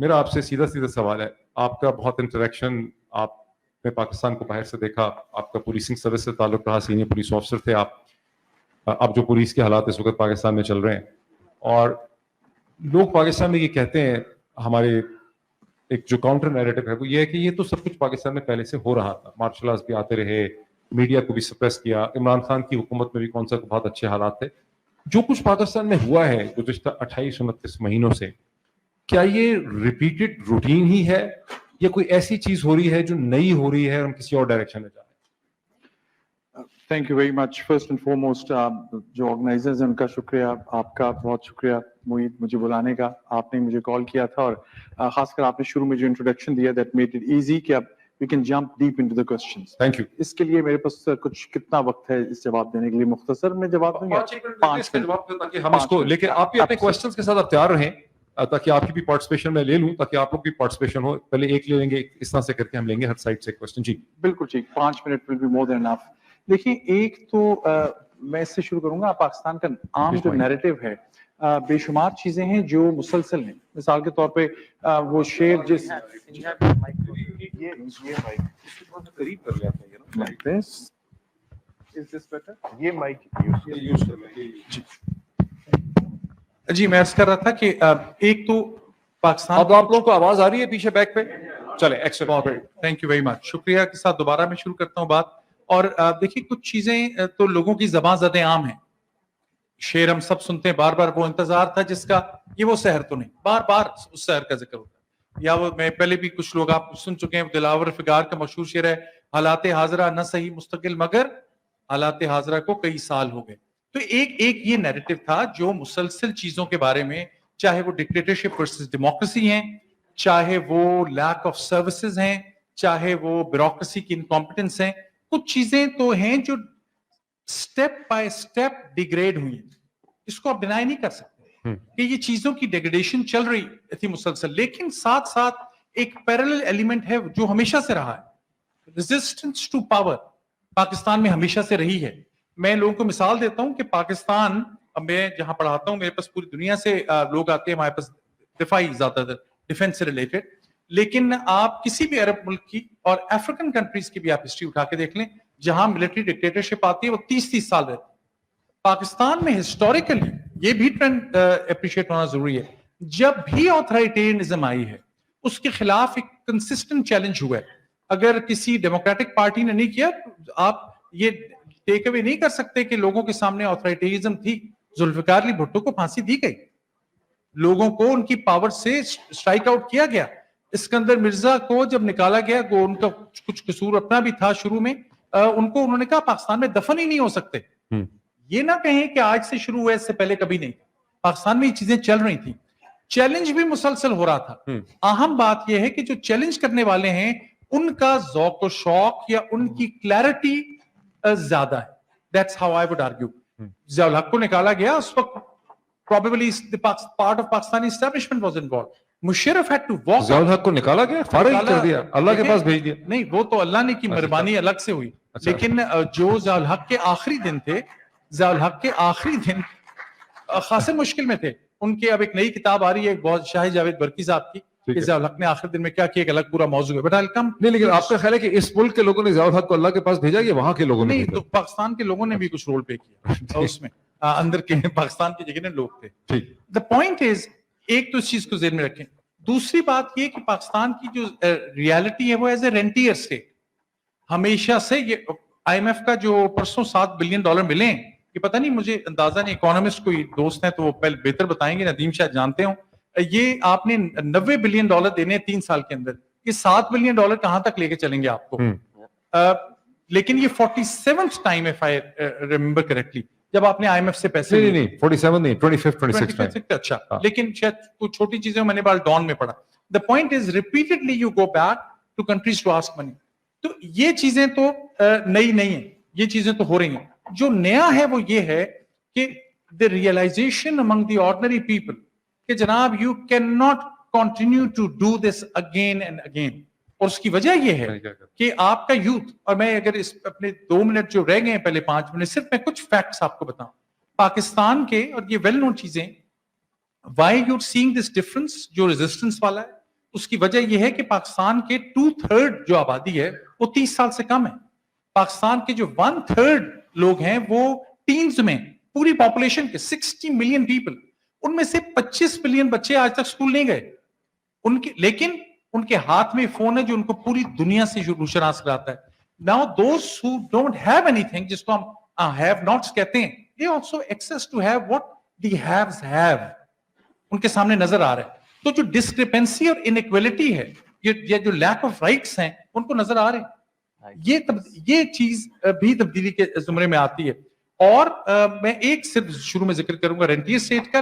ये याद रखें कि पाकिस्तान एक नेशनल सिक्योरिटी स्टेट, हमें पसंद है या नहीं पसंद, नेशनल सिक्योरिटी स्टेट का जो थ्योरी है वो हमें बताती है, उसके सर्टेन तौर तरीके होते हैं। उसके जो पावर स्टेक होल्डर्स हैं उनके इतने ज्यादा स्टेक्स बन गए होते हैं, और जो उनके ग्लोबल पार्टनर्स हैं उनके भी बन गए। अब आप वेस्ट में जितनी मर्जी डेमोक्रेसी है, I say this as a very proud American, आप अमेरिका में वाशिंगटन DC में इस वक्त, इरिस्पेक्टिव कि उनको इमरान खान पसंद है या नहीं, उनको पाकिस्तान की स्टेबिलिटी बहुत पसंद है, जितनी भी रही सही है। क्यों? Because Pakistan is nuclear weapons. Pakistan being an unstable country in that region can play havoc. Middle East पहले सब उखाड़ पिछाड़ हुई भी है, जो नेशनल सिक्योरिटी स्टेट बाहर वालों का भी एक इंटरेस्ट है, मुल्क के अंदर लोगों के भी स्टेक्स बहुत ज्यादा हैं, और उनका चैलेंज ये था, अगर मैं आखिरी एक जुमला बोलूं, कि the crime of Imran Khan was not domestic policy. उनकी डोमेस्टिक पॉलिसी से किसी को एतराज नहीं था. Interesting, very interesting.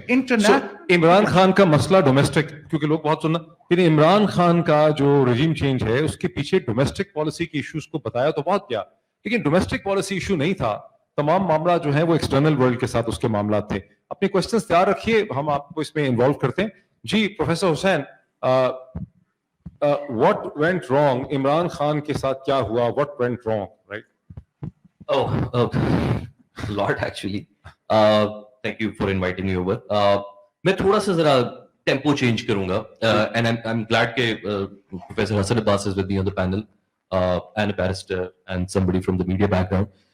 मैं थोड़ा सा एक डिफरेंट पर्सपेक्टिव देता हूँ because I teach geopolitics, और मैं पाकिस्तान के इदारों के अंदर भी काम किया है, काफी अरसा 15 साल लगाए हैं. सो मेरा थोड़ा इंस्टीट्यूशनल पर्सपेक्टिव भी है और थोड़ा मेरा ग्लोबलाइज पर्सपेक्टिव भी है.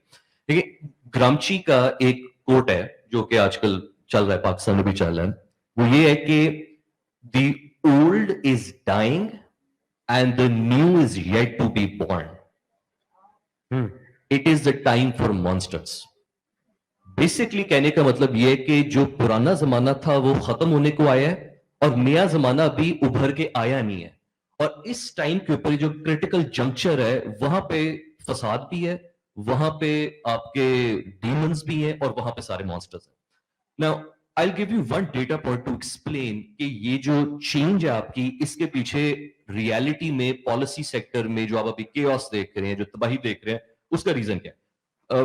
विद ऑल ड्यू रिस्पेक्ट, हमारा एक छोटा सा मसला है कि इट्स अ ह्यूमन नेचर कि when we see a problem we don't try to find a solution, हम ढूंढते हैं कि बंदा कौन है, कि किसने क्रिएट किया मसला. सॉरी, मैं उर्दू से ज्यादा अच्छी पंजाबी बोलता हूं.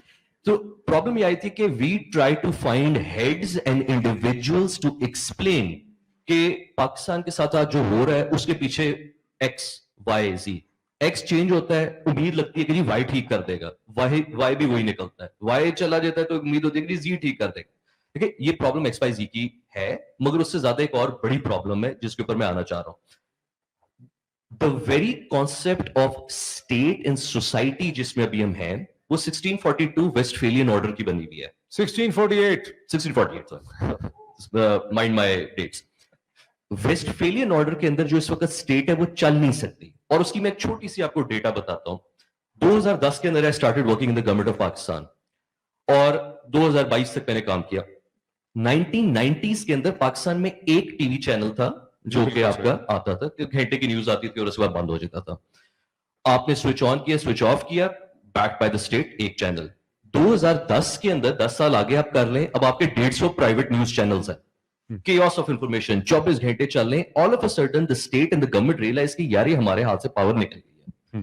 10 साल और आप आगे जाएं, we have moved as a country from one state run broadcaster to 150 private run broadcasters to 80 million individual broadcasters on social media. मैं स्टेट के अंदर जब था, सबसे बड़ा फंडामेंटल चैलेंज ये था कि 2010-12 में कॉन्वर्सेशन थी कि यार जो सोशल मीडिया पे होता है ना, वो सोशल मीडिया पे होता है, it has no impact on politics. जी बिल्कुल. 2020 में आपके आर्मी चीफ्स बैठे होते थे, ट्विटर पे देख रहे होते थे कि मेरे बारे में क्या बात हो रही है, और जो वो देखते थे उनको पसंद नहीं आता था. ये अभी सिर्फ सोशल मीडिया के बारे में स्टेटमेंट देते हैं, आप नोट करें जरा. वो ऑब्सेशन है social media, because that is what the public reality is. देखिए, पावर डायनामिक चेंज हुआ है आपका. रियलाइज करें इस चीज को कि सेंट्रलाइज्ड स्टेट इंस्टीट्यूशंस जिनको आज तक कभी क्वेश्चन नहीं किया था, मैं ये नहीं कह रहा था कि उन्होंने कोई गलत काम नहीं किया था, वो गलत काम चलते हुए आ रहे हैं प्री पार्टीशन, वो अभी भी हो रहे हैं और आगे भी होने. फर्क ये है कि social media allowed everyone to see it up front, right on the face आ गया, जो कि प्रोफेसर हसन अब्बास साहब ने भी बात की कि ये जो डिस्क्रिपेंसी है ना, कि आप गरीब आदमी, वो है गरीब अगर उसके पास फोन है, वो देख रहे हैं पार्टीज हो रही है फार्म हाउसेस के ऊपर ईट लाहौर की, ऑल ऑफ अ सडन नीचे कमेंट क्या आ रहे हैं, ये क्या बेहया कपड़े पहने.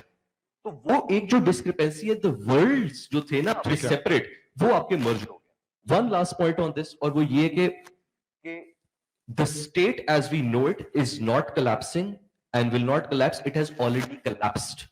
कॉन्सेप्ट जो आपका स्टेट का कोलैप्स हो चुका है, जिसकी वजह से पाकिस्तान में प्रॉब्लम देखा है, वो ये आर्मी चीफ हो, वो नेक्स्ट आर्मी चीफ हो, वो उसका अगला आर्मी चीफ हो, जब तक आपके कोर इंस्टीट्यूशनल रिफॉर्म्स नहीं होंगे.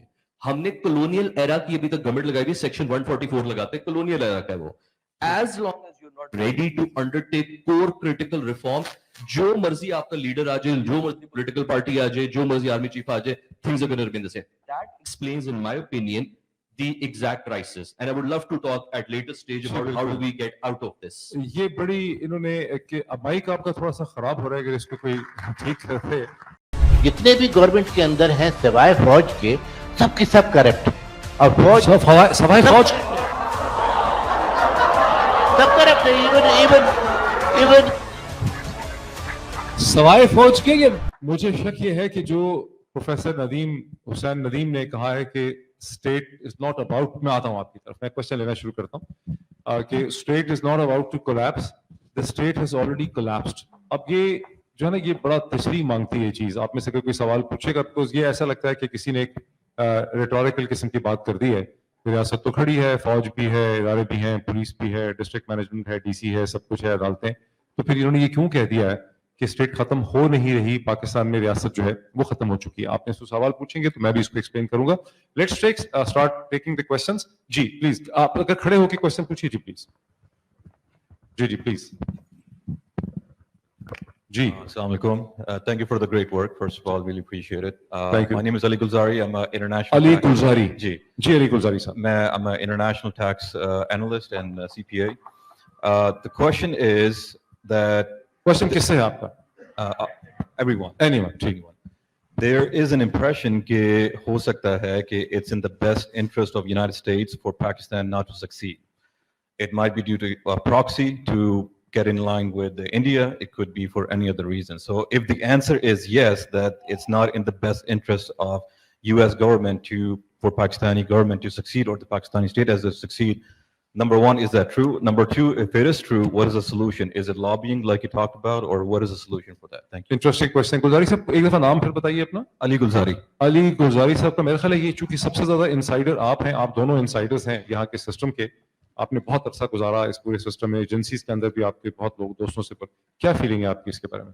मैं इसलिए डिफर करता हूं इस बात से, जिस बात का मैंने पहले जिक्र किया था, क्योंकि पाकिस्तान नेशनल सिक्योरिटी स्टेट और न्यूक्लियर वेपन स्टेट है, जिसके पास कोई 2-4 नॉर्थ कोरिया की तरह 2-4 बम नहीं है, या ईरान की तरह कोई एक आधा बम नहीं है, तो 150 बम है. पाकिस्तान के जो न्यूक्लियर प्रोग्राम है वो सबसे फास्ट ग्रोइंग प्रोग्राम है.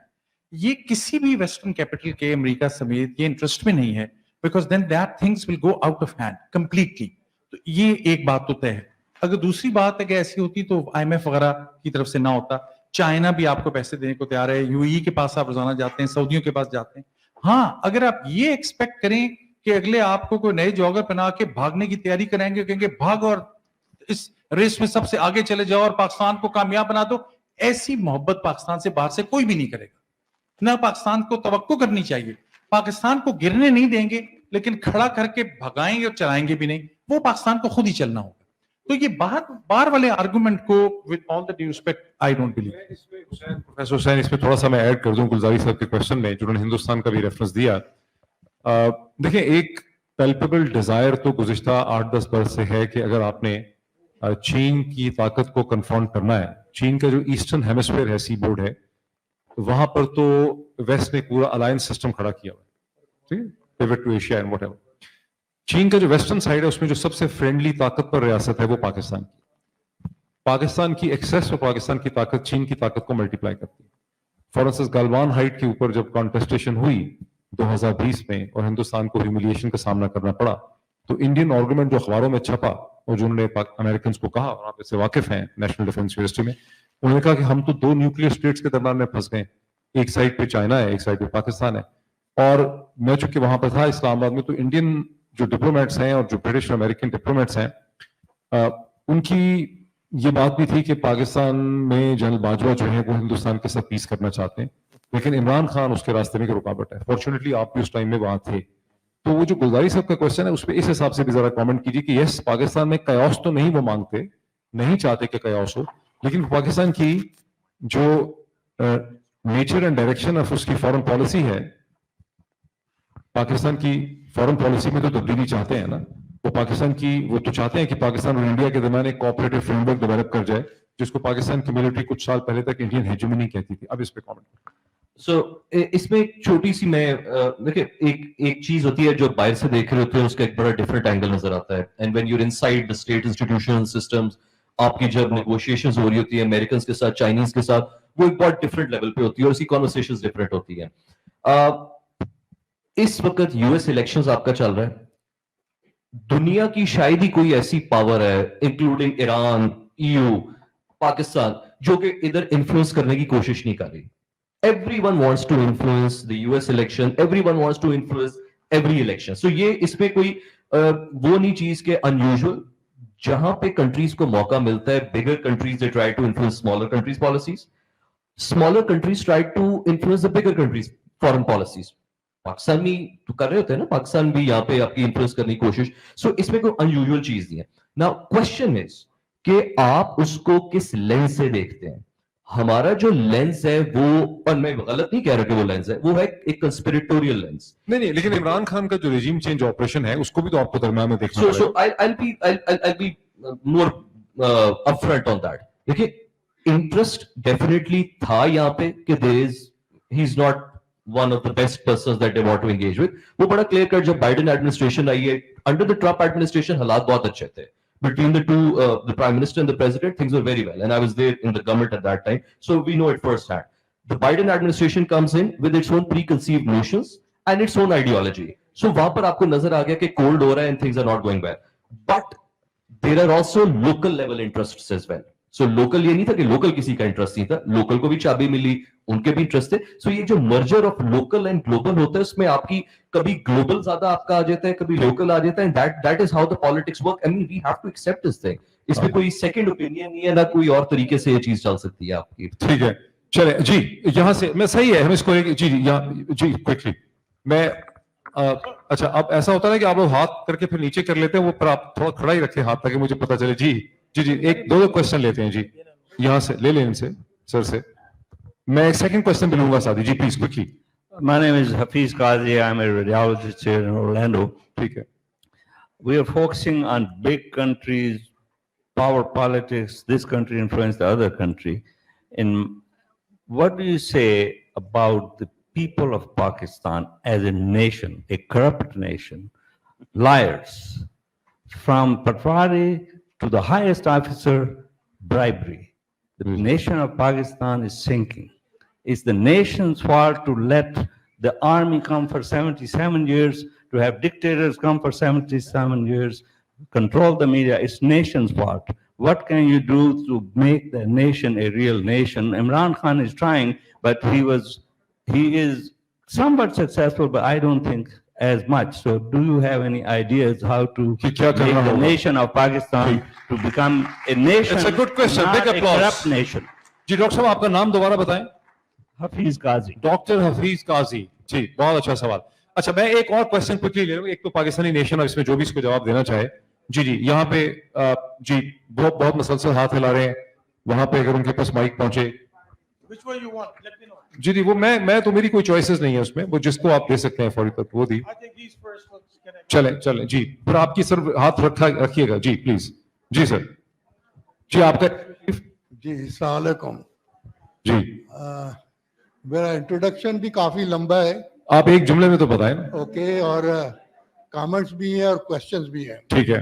I think everyone will benefit from it. Everyone is dying for a comment. No, everyone will benefit from it if you'll allow me to speak for few minutes. Sir few minutes पे तो लोग बड़े desperate हो. I know. चले quick. I think मेरा नाम देर से भी शुरू हुआ ना. मेरा नाम प्रोफेसर शौकत फारूक है. ठीक है. मैंने 72 में PhD किया यूनिवर्सिटी ऑफ इलिनॉय से, माशाल्लाह, एनवायरमेंटल इंजीनियरिंग में. ठीक. और मैंने 1976 में I started as assistant professor from University of Miami. Environmental engineering and assistant professor at University of Miami. ठीक. तो मैंने मियामी में पढ़ाया, लेकिन पाकिस्तान जाने का बहुत शौक था, जज्बा था कि वहां जाके कुछ करेंगे. अब तो ठंडा ही हो गया होगा. लेकिन anyway, वो पाकिस्तान तो नहीं जा सके, लेकिन सऊदी अरब में I got stuck. I got stuck for 20 years. ठीक है, क्वेश्चन क्या है आपका? Okay, मेरा क्वेश्चन ये है कि अल्लाह ने मुझे दुनिया में सारी जिंदगी काम किया, ख्वाहिश थी कि पाकिस्तान में भी काम करे. ठीक. तो मैं फिर 76 में 2006 में HEC ने प्रोग्राम शुरू किया for foreign faculties to come and teach in Pakistan. ठीक. I went to NUST and I taught there for about 4 to 5 years. And what I found, ये जितनी भी आप चेंज की बातें करते हैं, they are all in the airs. कौन बातें करते हैं? हम सब जो चेंज की बातें कर रहे हैं, यहाँ पर भी 2 बातें कर रहे हैं, आप भी कर रहे हैं, मैंने तो वहां जाकर काम किया है. ठीक है. वो आपके मुंह पे जूते मारते हैं. नहीं सर, काम तो मैंने भी किया है. हाँ, तो आपके मुंह पे भी जूते मारे, आप यहाँ आकर बैठ गए. मेरे मुंह पे भी जूते मारे और हम यहाँ के बड़े सब स्कॉलर बने हुए. तो आप सब उस कैटेगरी में हैं. Anyway, my question is, I met a Japanese professor in 1986. ठीक है. When I was professor at King Fahd University of Petroleum Minerals. ठीक. And he asked me, I cannot understand anything about the Pakistani people that they get such a higher degrees and they don't get, and they do not go back and serve their own countries. ठीक. As a Japanese, I cannot understand it. So I really don't know. I went there. हम सारे यहाँ बड़ी बड़ी बातें करते हैं. Every Sunday, ठीक है. there is the NGO meetings in Islamabad. Right. It is full of them. And you are one of them. And you are the part of the establishment. That's the way I know you. Right. Right? But then you changed it.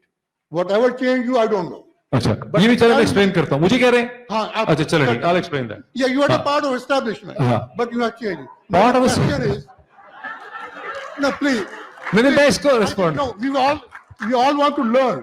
हाँ. Okay, what happened? Why people of Pakistan cannot progress? ठीक है. America cannot go and help us to progress. अच्छा, पर साहब we have to progress, right? ठीक है. बड़ी खासी लंबी होगी ना बात. मैं और लोगों को भी ले लूं. मैं आपके 2-3 क्वेश्चन जो समझ गया हूं, मैं उनको रिस्पॉन्ड करूंगा. मैं चाह रहा हूं. ठीक है. अच्छा, अभी मैं थोड़ा सा ये भी बता दूं कि सर मैं आपकी तरफ भी आता हूं कि ऑर्गेनाइजर्स ने एक रेजोल्यूशन भी आप लोगों में डिस्ट्रीब्यूट किया है. Resolution to be passed. वो आपकी नजरों से गुजरा होगा. ये चाहते हैं फर्स्ट पाकिस्तान ग्लोबल वाले कि इसको जो है वो पास किया जाए. उसके अलावा एक क्वेश्चन भी है कि सबसे ज्यादा नुकसान पाकिस्तान को किसने पहुंचाया. उसमें 4-5 पर्सनालिटीज का नाम है, वो भी आपके सामने होगा. तो उसके जब रिजल्ट्स मेरे सामने आएंगे तो मैं वो भी अनाउंस कर दूंगा. अच्छा, इस पे कमेंट ले लें इस सिचुएशन के ऊपर या फिर आपकी तरफ से जाए क्वेश्चन में. आप कमेंट जी. वो एक को हाथ वहां से खड़ा है. You want to basically ask. एक तो ये है कि सब जो है वहां से निकाले गए हैं, सबको जूते मार के निकाला गया है. एक तो ये एलिमेंट है. दूसरा ये कि जी, who wants to comment on that? आप करना चाहते हैं, आप करना चाहते हैं, आप करना चाहते हैं? आपको उन्होंने एस्टैब्लिशमेंट वो तो मैं जवाब दूंगा. मैं दूं. माइक कहां पे? ये 2 क्वेश्चन हो गए ना. हाँ जी जी जी. मैं नहीं, ठीक है, क्वेश्चन ले. हाँ जी. क्या हुआ? आवाज नहीं. उसका क्या जवाब? क्या हुआ? मैंने कहा उसका क्या जवाब? नहीं, आप तो किसी भी चीज का. अच्छा, ठीक ठीक. इसका नहीं. अच्छा, मैं आपके क्वेश्चन का जवाब देता हूं. मैं जी मैं आपका क्वेश्चन ले लूं वहां से प्लीज. ये माइक आपको देर से मिलता है लोगों को, जिसकी वजह से डिले होती है. ये थोड़ा सा इसको इम्प्रूव कीजिए जी प्लीज. आपके पास 2 माइक नहीं है? नहीं, मैं दे रहा हूं आपको जी.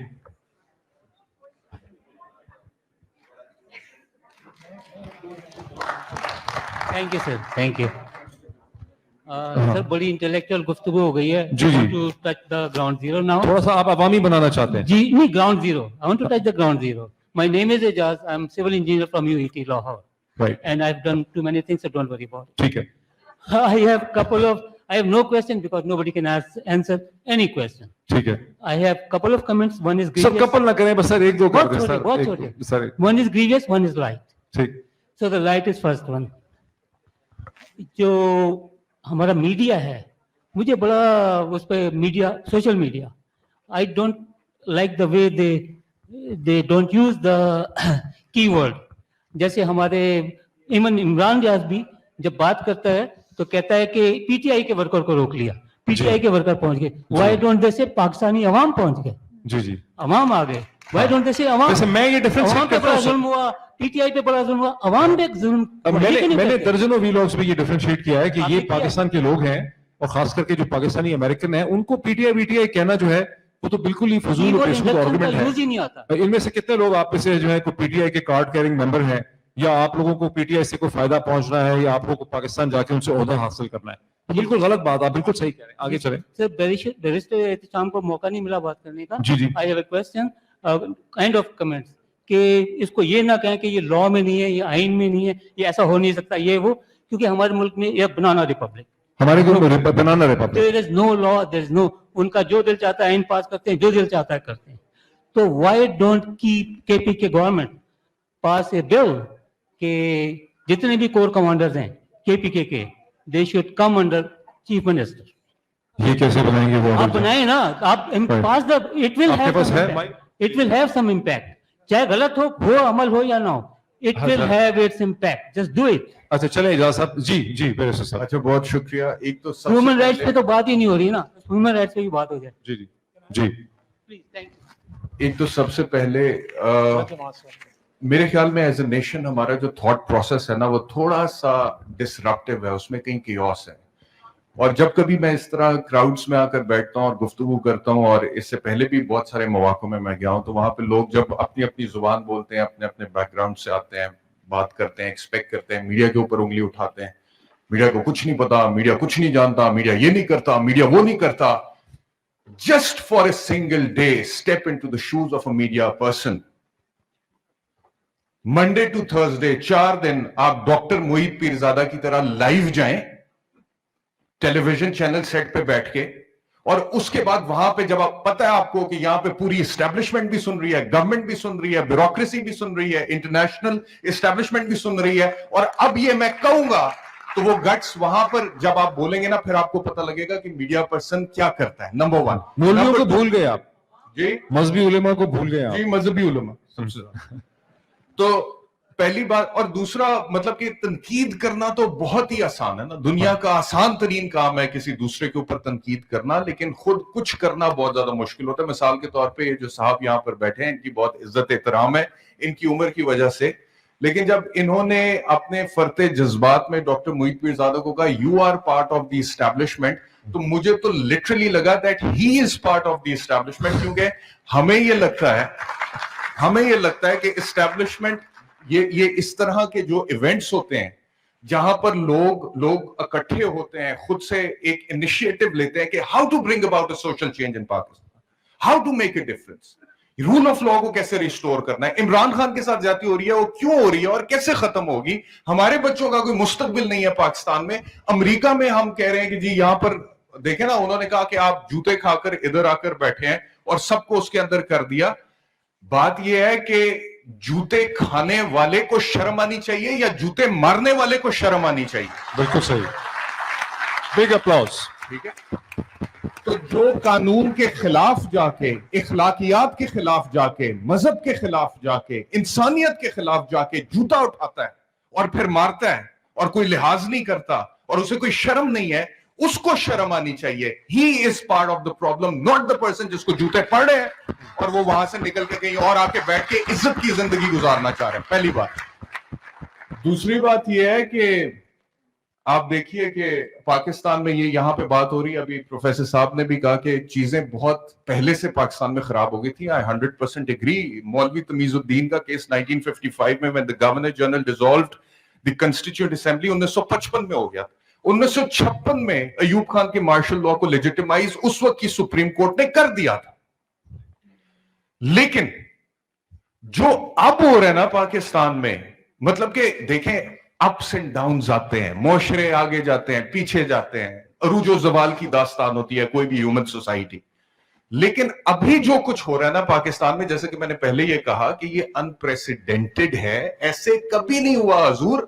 ہم نے 10-12 سال میڈیا کے اوپر بیٹھ کر دھڑلے سے شوز کیے ہیں, اور جہاں پہ ہمیں لگتا تھا کہ یہ بات درست ہے اس کو ہم نے بولا. اب کوئی اگر ہمیں آ کے بولے کہ آپ اس ایک شخص کا نام ہی نہیں لے سکتے ہیں, تو یہ کب ہوا پاکستان؟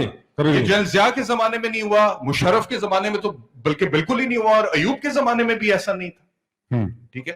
ابھی جو سچویشن ہے نا, وہ شاعر نے کہا ہے, اور میں نے اکثر کئی دفعہ اپنے شوز میں بھی یہ اشعار پڑھے ہیں کہ پاکستان کی فی الحال کی صورتحال یہ ہے کہ لا الہ کے دیس میں کلمے کے نام پہ کہتے ہیں نا بنا تھا. خیر اس کے اوپر بھی بہت ساری ابھی ڈیبیٹ ہے کہ قائد اعظم کا کیا ویژن تھا اور بعد میں کیا ہوا سب کچھ. لا الہ کے دیس میں کشور حسین پر المیاں ہی المیاں پاک سر زمین پر, پاک سر زمین اہل زر کا راج ہے, جبر تخت و تاج ہے, ظلم کا سماج ہے, روگ لا علاج ہے, خوف ہے, ہراس ہے, تشنگی ہے, پیاس ہے.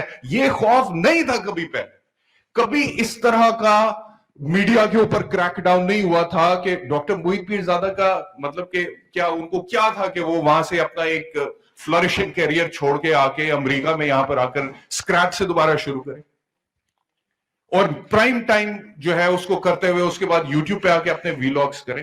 تو خوف ہے, ہراس ہے, تشنگی ہے, پیاس ہے, چھت ہے نہ لباس ہے, چور چور آس ہے. اس وقت آس امید جو ہے نا لوگوں کی وہ چور چور ہوئی ہے پاکستان, وہ ٹوٹی ہوئی. اور چند لوگ جو اس امید کو باندھنے کی کوشش کرتے ہیں, اپنا حصہ ڈالنے کی کوشش کرتے ہیں اپنی کیپیسٹی میں, چاہے وہ ڈاکٹر صاحب ہیں, چاہے وہ پروفیسر صاحب ہیں, دیگر ہمارے دوست ہیں, ان کو اپریشیٹ کریں, ان کو انکریج کریں. اچھا ایک کوشچن تھا جو ان کا حسین, ہو سکتا ہے آپ اس کو جواب دے سکتے ہو, ویسے لیگل سا بھی کوشچن تھا تو پروفیسر صاحب اس میں چپ ان کر سکتے ہیں. وہ کوشچن بھائی کا یہ تھا, اجاز صاحب میرا خیال آپ کا نام رائٹ, اجاز صاحب, کوشچن یہ تھا کہ آپ کیوں مسلسل لا اور کانسٹیٹیوشن ہی کی بات کرتے ہیں جب پاکستان کا آبے کا آبا ہی بگڑا ہے, وہاں کوئی ہے ہی نہیں قانون. تو خیبر پختونخوا کی حکومت, اب دیکھیں قانون تو جس طرح سے قاضی فائز عیسیٰ صاحب بنا رہے ہیں اور جس طرح سے شریف زرداری پارلیمنٹ قانون بنا رہی ہے, تو لفظ قانون تو محض ایک مذاق بن کے رہ چکا ہے. تو کہتے ہیں کہ خیبر پختونخوا کی حکومت ایک اپنا قانون پاس کر دے کہ تمام کور کمانڈر جو خیبر پختونخوا میں ہوں گے وہ چیف منسٹر کو رپورٹ کریں. اچھا اب اکثر یہ بھی کہتے ہیں, میں کبھی جا کے اگر قانون کا آئین کا حوالہ دوں تو مجھے کہتے ہیں بیرسٹر صاحب قانون کے مطابق کیا ہوتا ہے, آپ قانون کا حوالہ. پھر میں کیا کروں, میں ڈنڈا اٹھا لوں, میں بندوق اٹھاؤں؟ نہیں اٹھا سکتا بھائی. I am a law abiding citizen. ایک 1973 کا کانسٹیٹیوشن ہے, تمام پارٹیز کا اس کے اوپر اتفاق تھا, اس کے اندر آرٹیکل 243 کے اندر لکھا ہوا ہے that the President of Islamic Republic of Pakistan is the Supreme Commander of the Armed Forces of Pakistan. اس کے اندر آرٹیکل 243 میں لکھا ہوا ہے that the President shall appoint upon the advice of the Prime Minister, the Chief of the Army Staff, the Chief of the Naval Staff, the Chief of the Air. So President کا استحقاق ہے, appointment استحقاق Prime Minister کا, President has to act upon the advice. Article 244 میں لکھا ہوا ہے that every member of the armed force has to take an oath. اور وہ oath third schedule میں ہے, اور اس oath میں 3 چیزیں ہیں. پہلی چیز یہ ہے that I will uphold the Constitution of Pakistan. Every single member of the armed force, I will uphold the Constitution of Pakistan. Number 2, یہ میں نے لکھا تھا یہاں پہ, will not engage, ایک second, will not engage in any political activity. یہ oath میں لکھا ہوا ہے. اور نمبر 3 یہ لکھا ہوا ہے that I will serve Pakistan in army honestly and faithfully in accordance with law, under the law. اب مجھے آپ یہ بات بتائیں کہ جب آئین کے اندر یہ لکھا ہوا ہے اور اگر اس کی خلاف ورزی ہو رہی ہے تو میں کیا کروں گا؟ میں آئین کا حوالہ دے کے عدالت کا دروازہ ہی کھٹکھٹاؤں گا نا. جج صاحب انصاف دو, چیف جسٹس قاضی فائز عیسیٰ صاحب انصاف دو, یہ آئین میں لکھا ہوا ہے. اب جو مثال کے طور پہ فرسٹریٹ ہو جائے, جو کسی اور طرف نکل جائے, وہ کوئی ملیشیا بنا لے, وہ کر, تو کیا وہ راستہ ہے؟ میری نظر میں تو وہ راستہ نہیں ہے. صحیح راستہ تو یہ ہے کہ آپ پیسفلی ایک موومنٹ چلائیں, تحریک چلائیں, عدالت کا دروازہ کھٹکھٹائیں, اور پھر عدالت میں جو لوگ بیٹھے ہوئے, خان صاحب آج کل کہتے ہیں گینگ آف 3 کہہ رہے ہیں. گینگ آف 3 ہمارا بھی تھا, گینگ آف 4, لیکن بہرحال گینگ آف 3. اچھا بائی دا وے ڈاکٹر صاحب, اکثر ہم لوگ نا پاکستان میں جی پریزیڈنٹ, یہ اس میں میڈیا کا بھی بڑا قصور ہے کہ ہم نے ہمیشہ اوتھ بڑا ہائی لائٹ کیا. پرائم منسٹر یہ کہتا ہے اوتھ اٹھاتے ہوئے, پریزیڈنٹ یہ کہتا ہے, چیف الیکشن کمشنر کے اوتھ میں بھی وہی کچھ لکھا ہوا. ہاں اس کی تو شکل سے لوگ chief of the army staff کے اوتھ میں بھی وہی. اگر تو راجہ سکندر سلطان صاحب کی شکل سے بہت زیادہ لوگ واقف ہوتے تو ڈونٹ خریدنا ان کا مشکل ہو جاتا.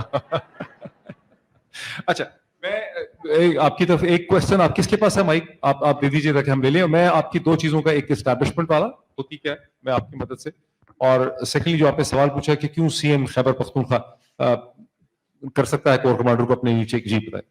Assalamu alaikum. My name is Dr. Shakil Ahmed. Dr. Shakil Ahmed. So I'm a practicing internist, and I've been the ex-president of American Muslim Community Center and a very humble volunteer at a free Muslim clinic that we have been running to provide care to the uninsured people, regardless of their race, religion, and ethnicity in the Central Florida area. So my question is, I know a lot of people who are sitting here.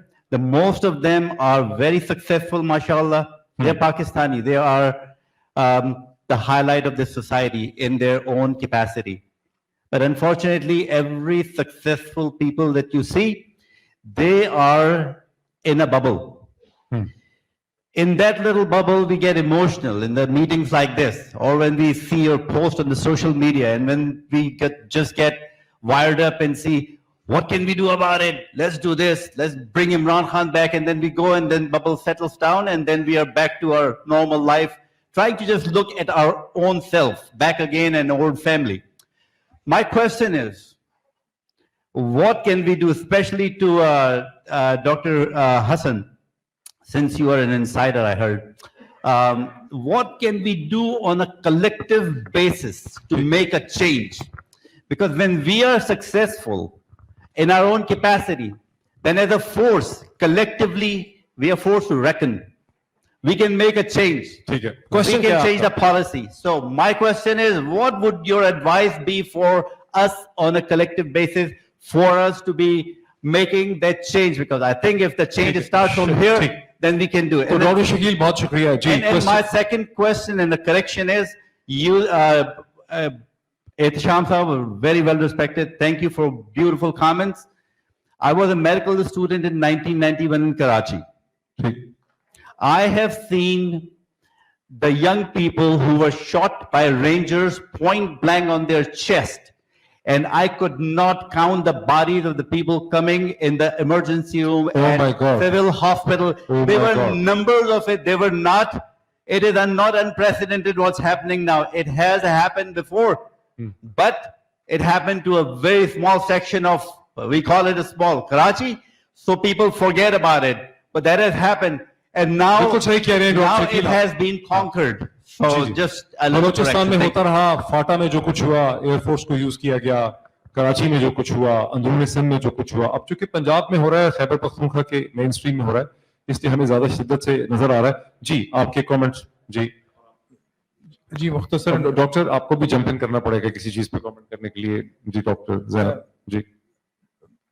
इनकी मेहरबानी है, मुझे insider का, insider तो मैं नहीं हूं, लेकिन मैं दो बातें जानता हूं as a professor, as a तालिब इल्म. देखिए, जहां जहां मुल्कों में कोई प्रोग्रेस होती है, तब्दीली आती है, उसके जो बेसिक फॉर्मूलाज हैं वो सेम है, उसमें कोई मेजर चैलेंज नहीं है. आप कहाँ पे आप एजुकेशन में इन्वेस्ट करते हैं, आप इंस्टीट्यूशन, नदीम ने बिल्कुल सही कहा, इंस्टीट्यूशनलिज्म करते हैं, आप इकोनॉमिक ग्रोथ की तरफ जाते हैं, आप टैलेंट पे लोगों को पिक करते हैं.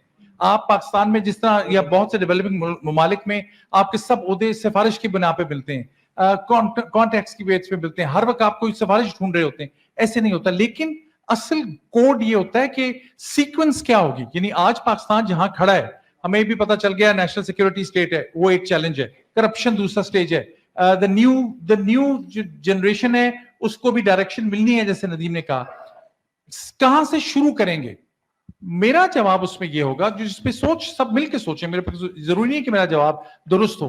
कोई मुल्क जहां पे रूल ऑफ लॉ नहीं होता, जहां पे क्रिमिनल जस्टिस सिस्टम ऑपरेट नहीं करता, वहां कुछ नहीं बन सकता. एजुकेशन तो वक्त लगेगा ना, भूखे को खाना देने में भी वक्त लगेगा जो आप सबको देंगे. रूल ऑफ लॉ होगा.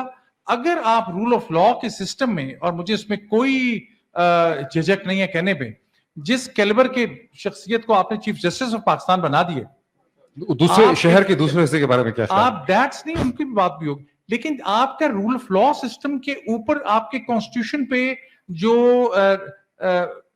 सबसे बड़ा चैलेंज करने वाला आपकी जुडिशरी के खुद लोग बन जाएं जो रूल ऑफ लॉ को तब्दील कर, वो कहीं कानून ही तब्दील कर दें.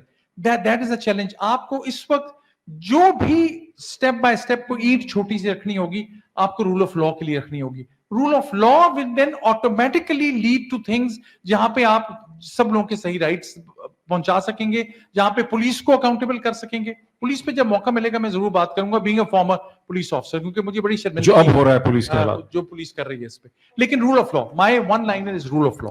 जी डॉक्टर आपने जो बात की है जी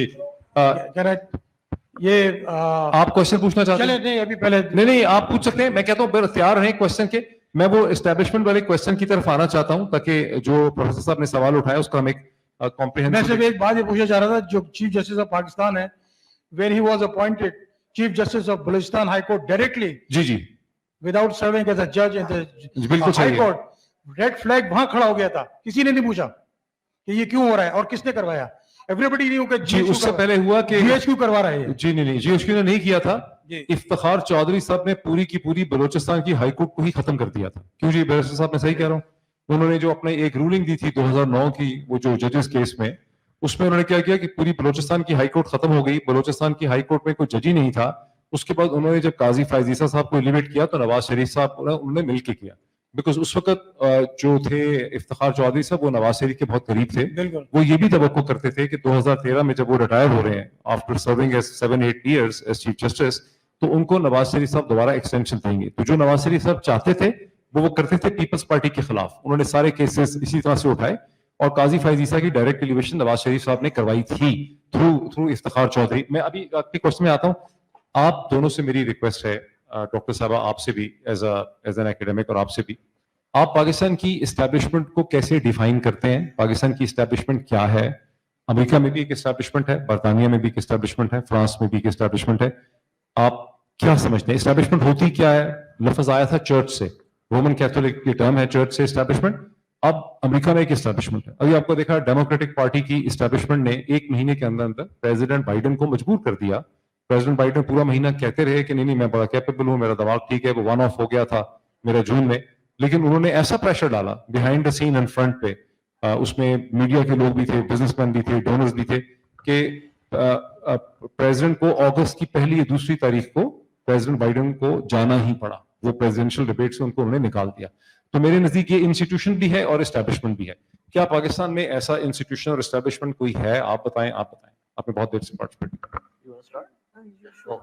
Okay, so establishment. So देखिए establishment अब तो एक बड़ी negative connotation develop होगी establishment से related, but एक establishment दुनिया के एक तो हर मुल्क में भी है, deep state के साथ alternate होती है। It's a beautiful concept.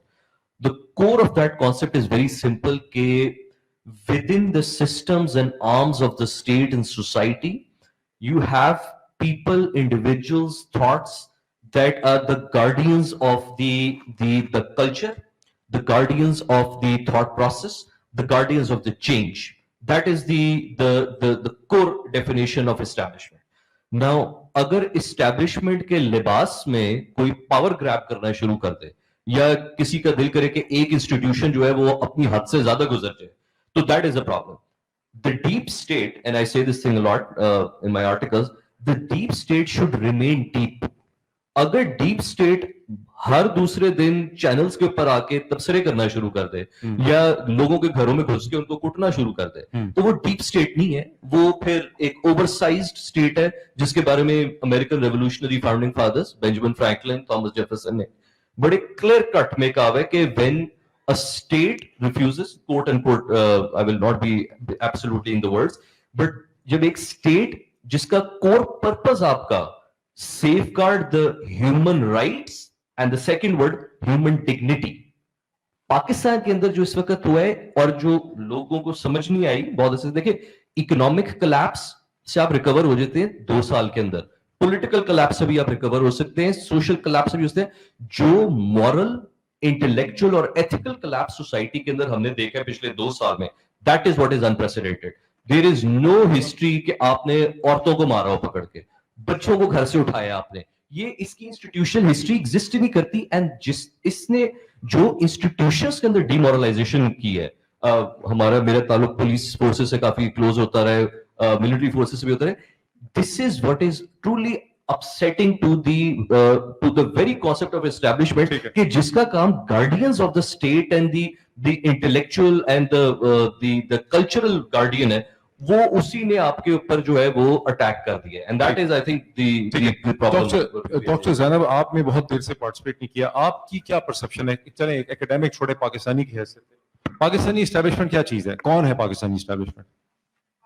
I think Hussain really थोड़ा सा करीब कर ले mic. clearly, defined what the establishment was. But I think let's talk a little bit about, the moral collapse, because I feel like what defines the establishment at this point in time, and I think we all understand what the establishment is this idea of the moral collapse. Because, specifically as I've been working with the women prisoners over the past 2 years, and the things that have happened. किस किस्म के prisoners?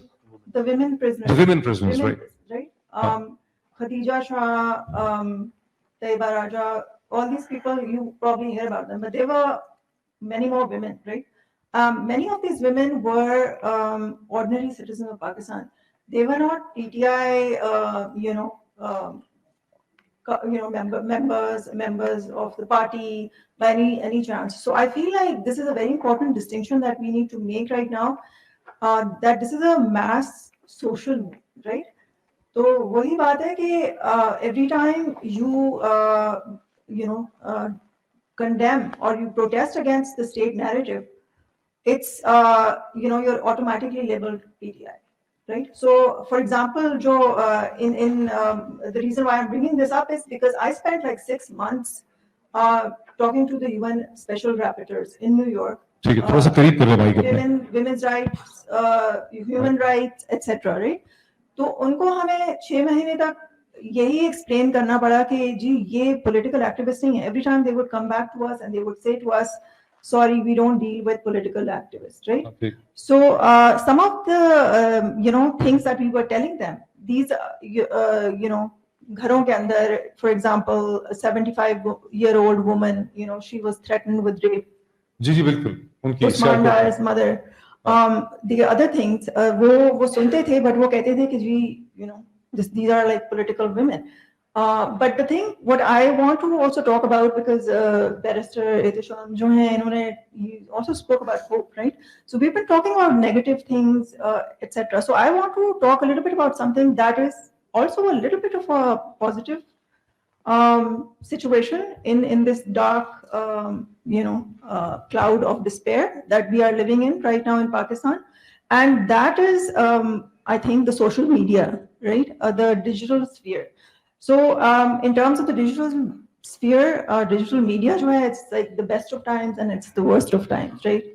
Because I say that because we see creativity and contention both at the same time.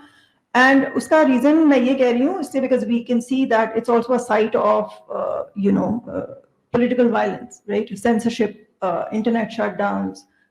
There's all kinds of violence happening to the journalists. Etc. But also at the same time, what is happening, which is a positive thing, is that there's a pushback, right? People are talking back to the state, and one of the positives out of that is that the intellectual gatekeeping that was happening in the academic sphere, in the intellectual sphere, in the political sphere.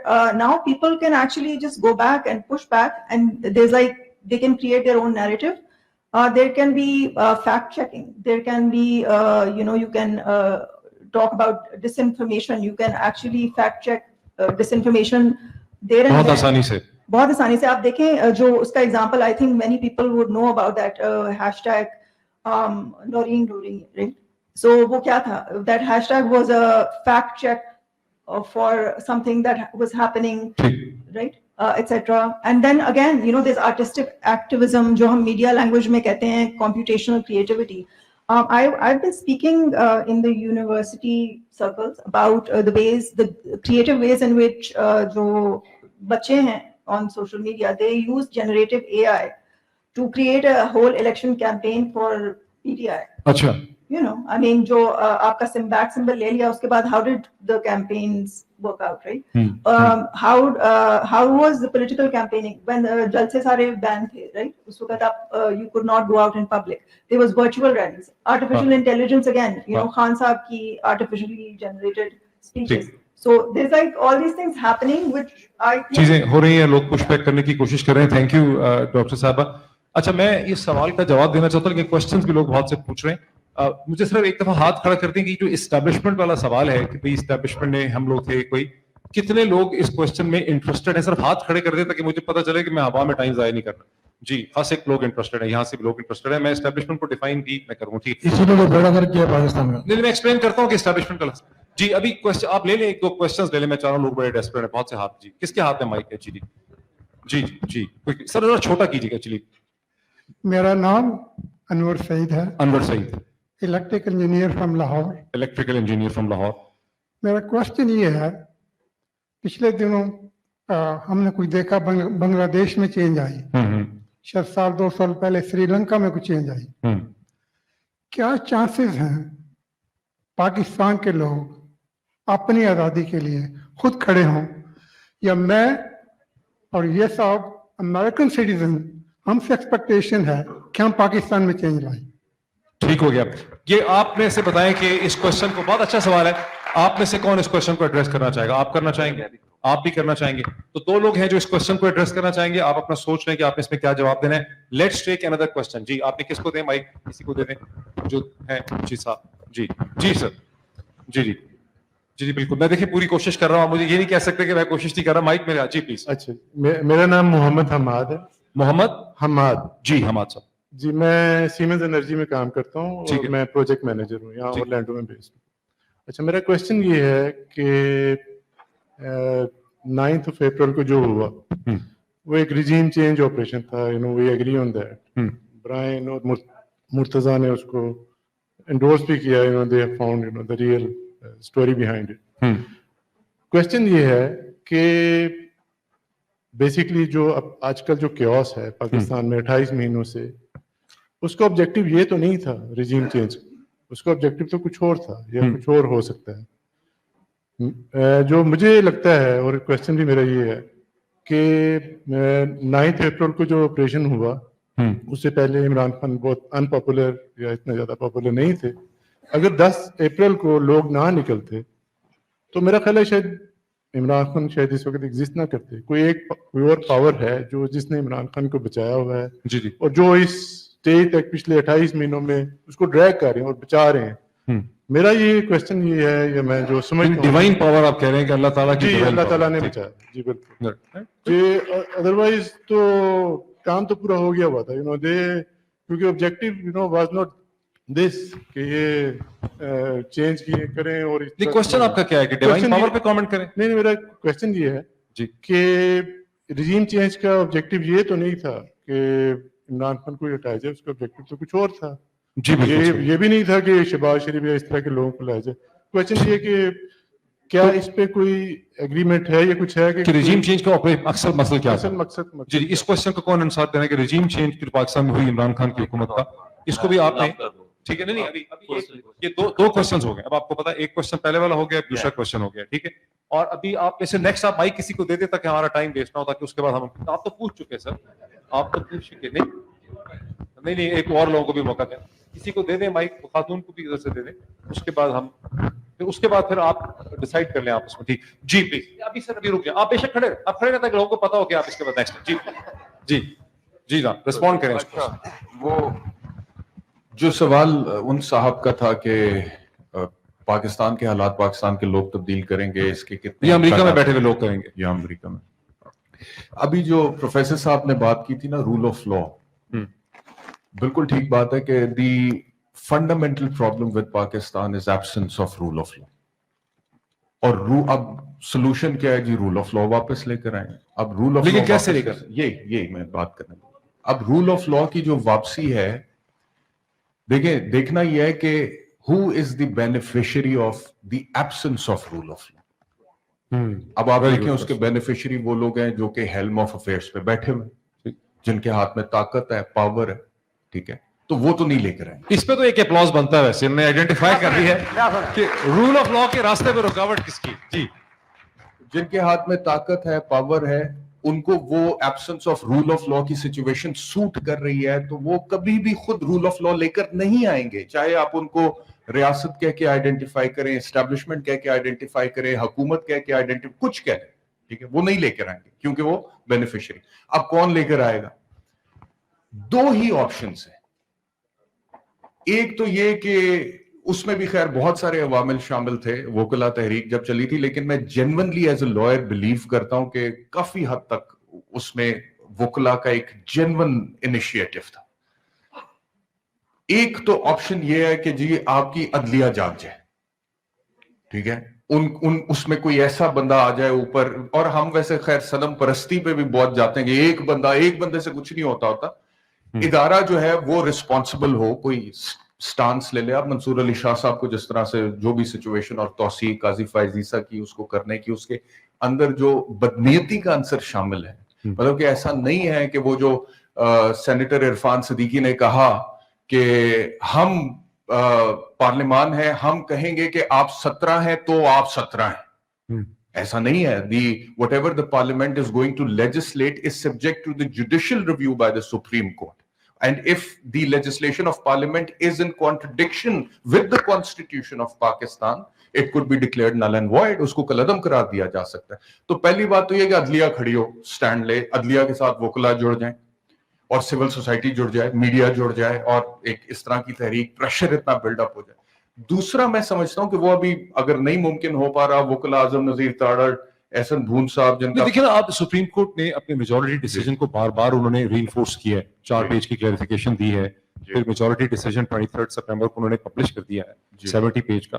Election commission उसको नहीं मानता, तो क्या problem है ना sir, यही तो कैसे मनवाएंगे? This is a chaos now. So बात वही है कि this is basically a battle between the institutions now.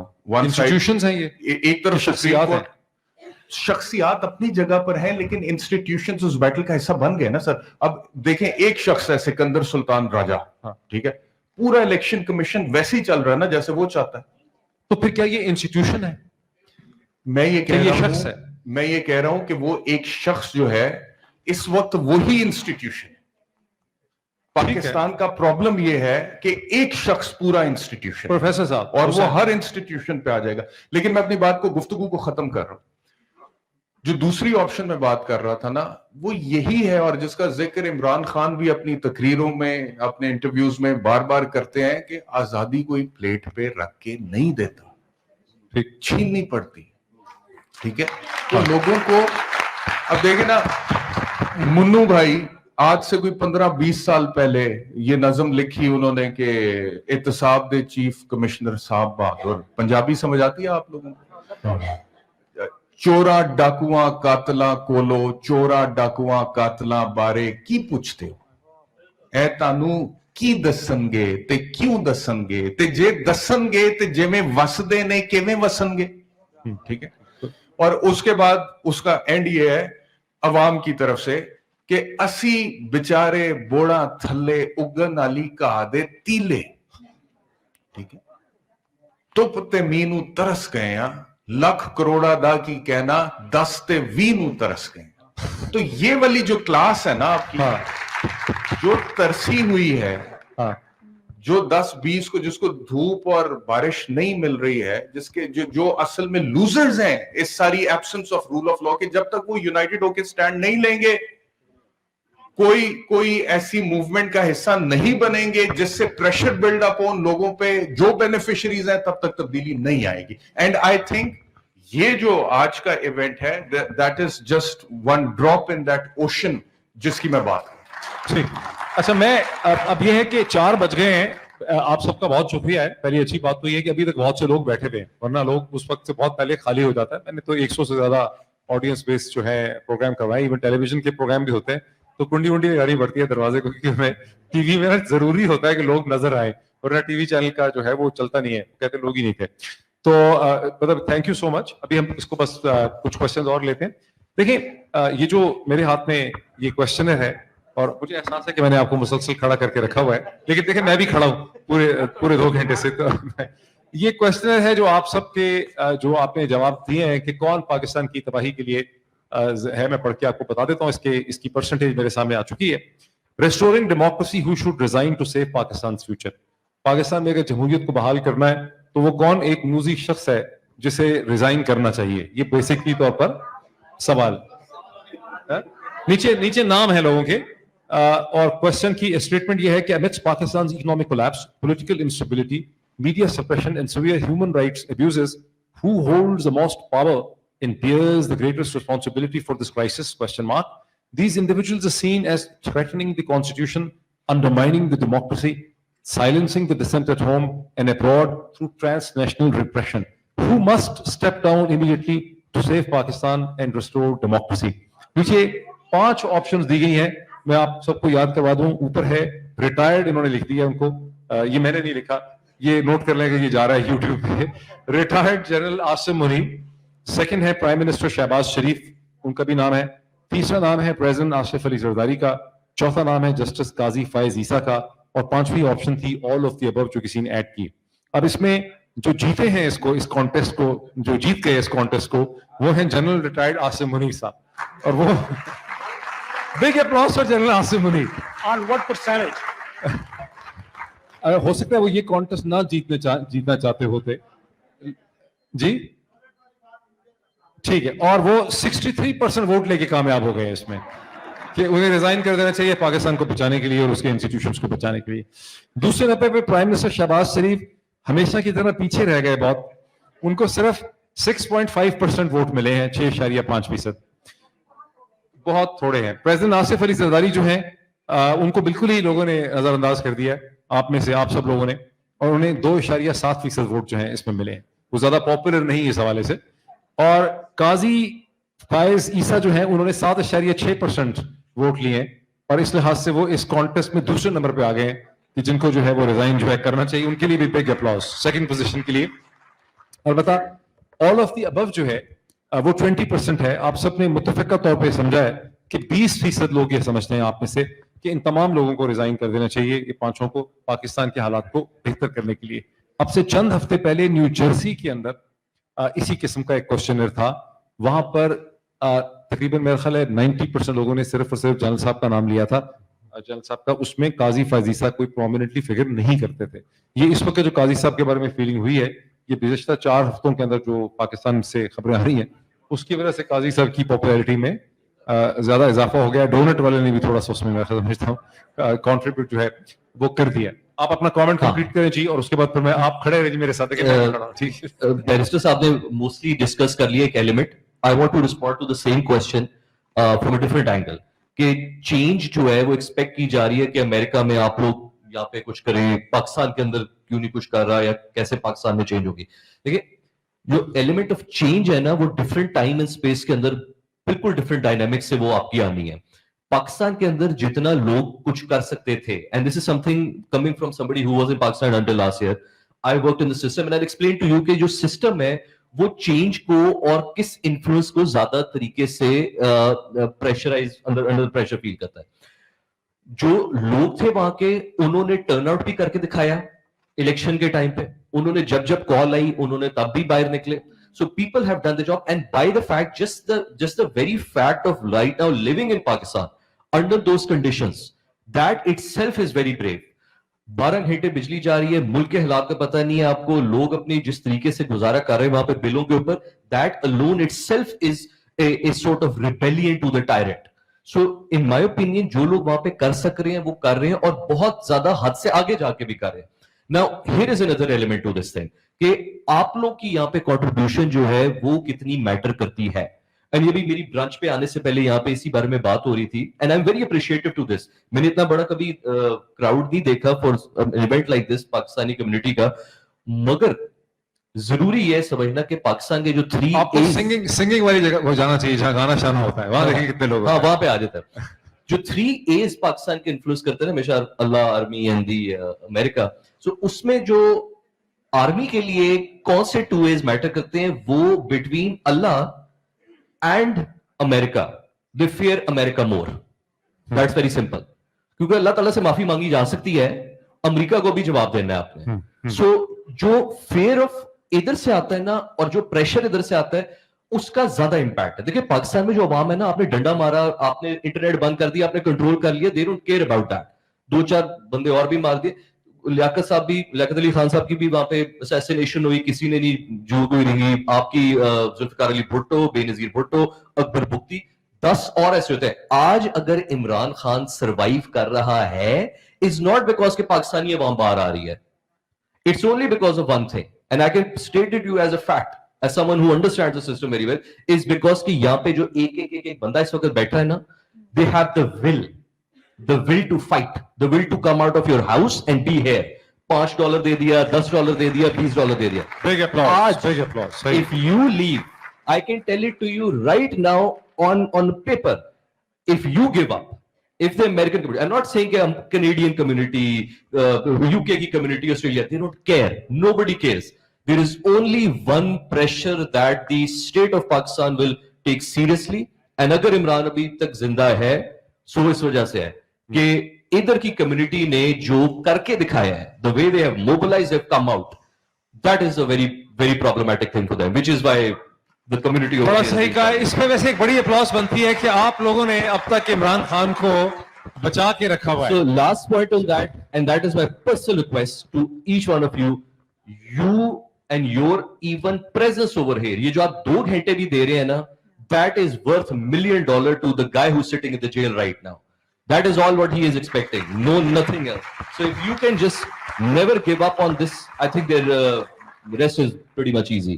जितनी मर्जी हम कहते रहे कि जी अच्छा पाकिस्तान में खान को रिलीज क्यों नहीं कर रहे, पाकिस्तान में कब होगा, ये क्वेश्चन इनके नहीं, आपके जवाब देने वाले हैं. आप बताएं, आप जब उठेंगे, आपको जब आजादी चाहिए होगी, आप खुद ले लेंगे. बांग्लादेश वालों ने ली, उनको किसी ने यहां से अमेरिका से सपोर्ट किया? नहीं. श्रीलंका वालों ने ली. State as we know it is not collapsing and will not collapse. It has already collapsed. अच्छा, आपका चाइनीज टॉर्चर टेस्ट तो ज्यादा लंबा हो गया. आपने किसी नीति इधर खड़ा नहीं रखा होगा. जी प्लीज. मेरा नाम ताहिर महमूद फ्रॉम टेटोना.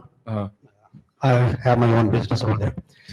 अभी हमारी एक बहन ने यहाँ से क्वेश्चन किया था हमारे पुराने पैनलिस्ट से कि why US media talked about every single country but not Pakistan. Ji ji.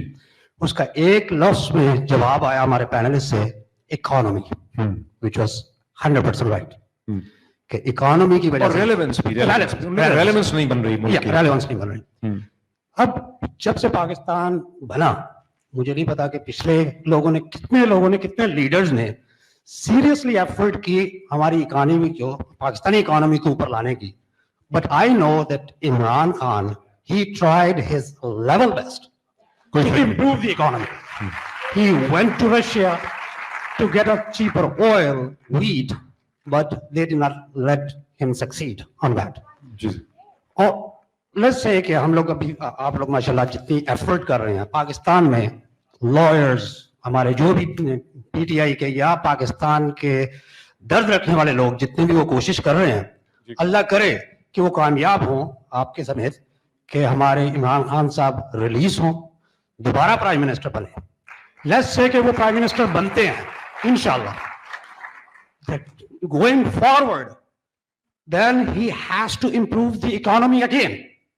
That is the only answer for Pakistan to have them listened by US or European countries or anybody. If he started doing the same thing, let's improve the economy, but how are they going to let him succeed on that? That is the major question what I have, कि अगर 75 या 77 साल से आज तक पाकिस्तान की economy को literally improve जानबूझ के नहीं करने दिया गया ताकि ये कंट्री कहीं अपने पांव पे खड़ा ना हो, इज एटॉमिक पावर, तो हमें कहीं मुसीबत ना पड़ जाए कोई भी, whatever. How will he be, how सही नहीं है, किसी ने हमारी इकोनॉमिक प्रोग्रेस रोकी भी नहीं है. वो हमारा how will he be succeeded if he comes again इंशाल्लाह and become a prime minister and he tried to improve the economy to do something for Pakistan. ठीक है. What? चले, बड़ा ब्रॉड बेस्ड क्वेश्चन है, इसको भी एड्रेस करने की कोशिश करते हैं. सर वो आपने पूछा ना क्वेश्चन, वो देखें, वो नहीं देख, क्वेश्चन तो डिफरेंट है. अगर मौका देखें, वो अभी एक्चुअली 4:10 बज गए, उसके बाद इनकी फ्लाइट भी है डॉक्टर साहब की. जी जी प्लीज. जी जी जी. And I'm from England. You from? London. I have just come to visit. Actually, you're from London. Yes, I have just come to visit. I have been serving in Pakistan for 30 years as an educationist. What's your good name? Naima. Naima, ठीक. And I have been serving in various colleges of Sindh. ठीक. Now, let me tell you, okay, there is a way forward for all this because we have not talked anything about Imran Khan release. ये बेहतर है मैं उर्दू में बात करूं. हमको किस तरह रिहा करवाना है, आगे हमारा वे फॉरवर्ड क्या होना है, वो उस पर अभी तक हमने कुछ भी हाईलाइट नहीं किया. सबसे पहले तो एक मुझे रेजोल्यूशन पास करवानी है, वो ये कि पाकिस्तान में जो बीमारी लग गई है एक्सटेंशन की, उसको खत्म होना चाहिए. चाहे वो आर्मी हो, चाहे वो जजेस हो, कोई भी महकमा हो. बात यह है, मैं फ्रीक्वेंटली पाकिस्तान आती जाती रहती हूँ. बात यह है कि वहाँ का नौजवान इतना टैलेंटेड है, इतना जोशीला है, मैं आपको बता नहीं सकती. He is ready to do anything. और वो जब भी जिस पोस्ट पे जाता है वहां कोई वर्दी वाला बैठा होता है, वो कहीं पर भी अप्लाई करे, वहां से रिटायरमेंट की वहां के बैठ गया. वो नौजवान कहाँ जाए? अभी रिसेंटली मैं यहाँ आई हूँ तो इतने लोगों ने मुझे कहा प्लीज रोके, ये लोग इतने लोग जो अमेरिका आ रहे हैं पाकिस्तान से, उनसे कहा ना आए. मैंने कहा वो बेचारे क्या करें, ना बिजली है, ना पानी है, ना जॉब है, खुदकशियां करके मर रहे हैं. सही. उसका कोई सोल्यूशन तो बेसिक क्वेश्चन तो आपका ये है कि इमरान खान की रिहाई के हवाले से क्वेश्चन नहीं उठा कि इमरान खान की रिहाई किस तरह से अमल में लाएगी, इसको कोई आ सकेगी, इसको कोई आप में से, हुसैन नदीम भी आप में से इसको एड्रेस कर लें इस क्वेश्चन को. अच्छा, आप में से कितने लोग और हैं जो क्वेश्चन करना चाहते हैं? 1 2 3 4 5 6 7 8 9. लेकिन मैं देख रहा हूँ लोग उठ के जा भी रहे हैं, तो उससे बड़ा दिल बैठता है. तो मुझे या तो ना जाए, आप रुक जाएं. कितनी देर और मैं ऑर्गेनाइजर से पूछ लूं कंटिन्यू कर सकते हैं? इस वक्त 4:10 हुए. क्या हम और 10 मिनट कंटिन्यू कर सकते हैं? क्या आप लोग बैठे?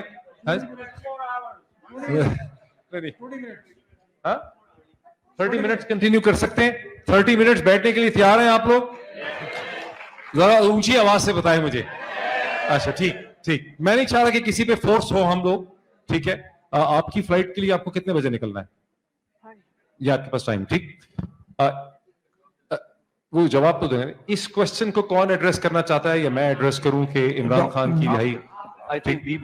देखिए, आप में से बहुत से लोगों ने नोट किया होगा कि कल के दिन में रावलपिंडी में बावजूद इसके कि 4000 एडिशनल पुलिस मंगवाई गई, रावलपिंडी शहर को 25 मुकामात पे कंट्रोल करके बंद किया गया, कंटेनर्स के जरिए, डंपस्टर्स के जरिए, लोडेड ट्रक्स के जरिए, उसके अलावा खारदार तारों के जरिए.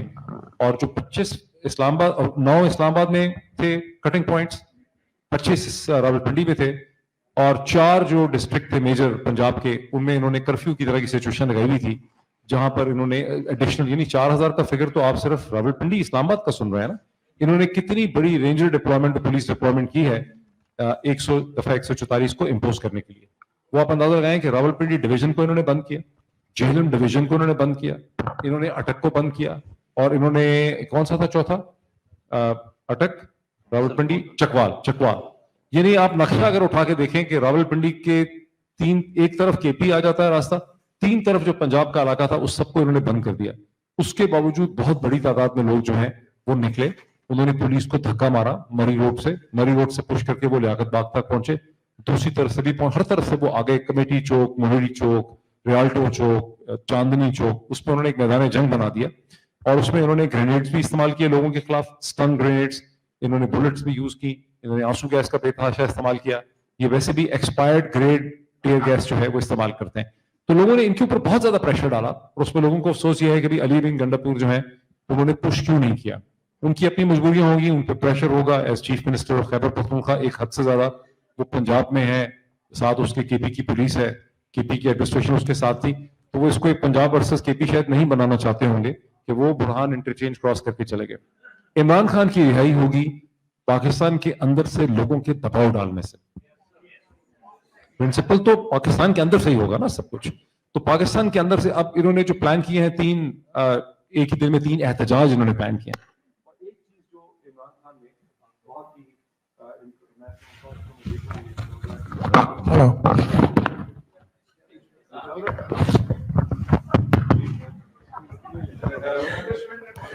हेलो जी जी, ये इसको देख लें, ये जो बंद हैं खुले. देखिए 3-4 दिन पहले इमरान खान ने एक बहुत सोच समझ के जेल के अंदर से बैठ के इंटेलिजेंट डिसीजन किया, जो पीटीआई की जो बाहर लीडरशिप थी उनको पहले कर लेना चाहिए था. वो कह रहे हैं जी हम जलसे की इजाजत देने जाते हैं, जलसा करना था मीनारे पाकिस्तान में, वो कहते हैं कसूर में कर लें. ठीक है, जलसा करना है डी चौक पे, वो कहते हैं जाएं उधर से, कहते हैं इस्लामाबाद से बाहर किसी मवेशी मंडी में वहां जाके जलसा कर लें. ठीक है, अब इमरान खान ने उनको कहा जलसा करे ही ना, बिकॉज वो एनओसी आपने देखा है कि आखिरी वक्त तक एनओसी का, उन्होंने कहा एहतजाज करें, एहतजाज के लिए तो ज़ाहिर है आपको कोई परमिशन नहीं चाहिए. ठीक, तो पहली बात तो ये कि आप कानून के एम्बेट से ही बाहर निकल गए.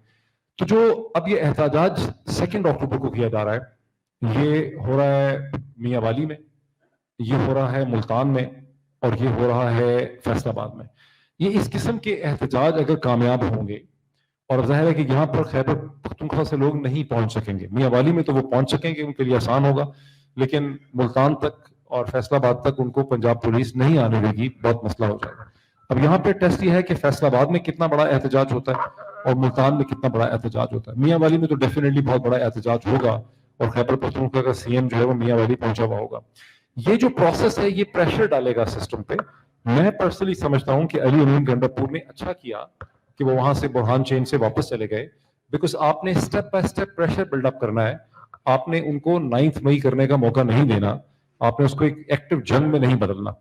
ठीक, तो ये मतलब ये प्रोसेस होगा. दूसरा ये है कि चूंकि अमेरिका में हमारी बड़ी लिमिटेशंस हैं, हम पाकिस्तान की पॉलिटिक्स को, जैसे रायन ग्रिम वगैरह ने बताया आपको, हम हाईलाइट ही नहीं कर पाते. हमारे पास कोई इंग्लिश पब्लिकेशन नहीं है. हम लोग सोच रहे हैं कि कोई ऐसी पब्लिकेशन होनी चाहिए. उस हवाले से first Pakistan global, doctor Munir, हम लोग इसमें कोशिश कर रहे हैं कि एक ऐसी पब्लिकेशन हो जो हर दिन कम से कम पाकिस्तान की स्टोरीज, डेवलपमेंट्स को इंग्लिश में हाईलाइट करे, जो पहुंचे स्टेट डिपार्टमेंट तक, जो पहुंचे कांग्रेसमैन उसको इंग्लिश में पढ़ सकते हो, सेनेटर पढ़ सकते हो, लोग अपने व्हाट्सएप के जरिए, ट्विटर पे उसको शेयर कर सकते हो, और उनको एक न्यूज और एनालिसिस उनको मिल सके. तो ये मुल्क बहुत इंपॉर्टेंट है, इसको बिल्कुल अनइम्पोर्टेंट ना समझें. जैसे वहां से सवाल उठाया गया था कि पाकिस्तानी अमेरिकन ने करना है, उसकी वजह यह है कि ये ग्लोबली इंटरकनेक्टेड दुनिया है. जब ये ग्लोबली इंटरकनेक्टेड नहीं भी थी रोमन एम्पायर के जमाने से, तो भी एम्पायर्स ने अपनी मर्जी ही की छोटी मोटी हुकूमतें बनाई हुई होती थी. रोम की मर्जी का ही हुक्मरान या राजा मुख्तलिफ जगहों में दूर दूर तक बैठा होता था. तो अभी भी यह है कि पाकिस्तान का जो राजा है, ये जो रेजीम है पाकिस्तान का, उसको यहाँ से ब्लेसिंग हासिल है. वरना उनको घड़ी घड़ी बगैर इकोनॉमिक परफॉर्मेंस शो किए टैक्स तो वो रेज ही नहीं कर पाए. उनको बार बार IMF के पैसे कैसे मिल जाते हैं. हर दफा IMF कहता है कि इतने टैक्सेस रेज करो, एक भी दफा वो टैक्स का हदफ जो है वो पूरा नहीं कर सके, लेकिन उसके बावजूद उनको IMF ने अभी $7 बिलियन दोबारा दे दिए.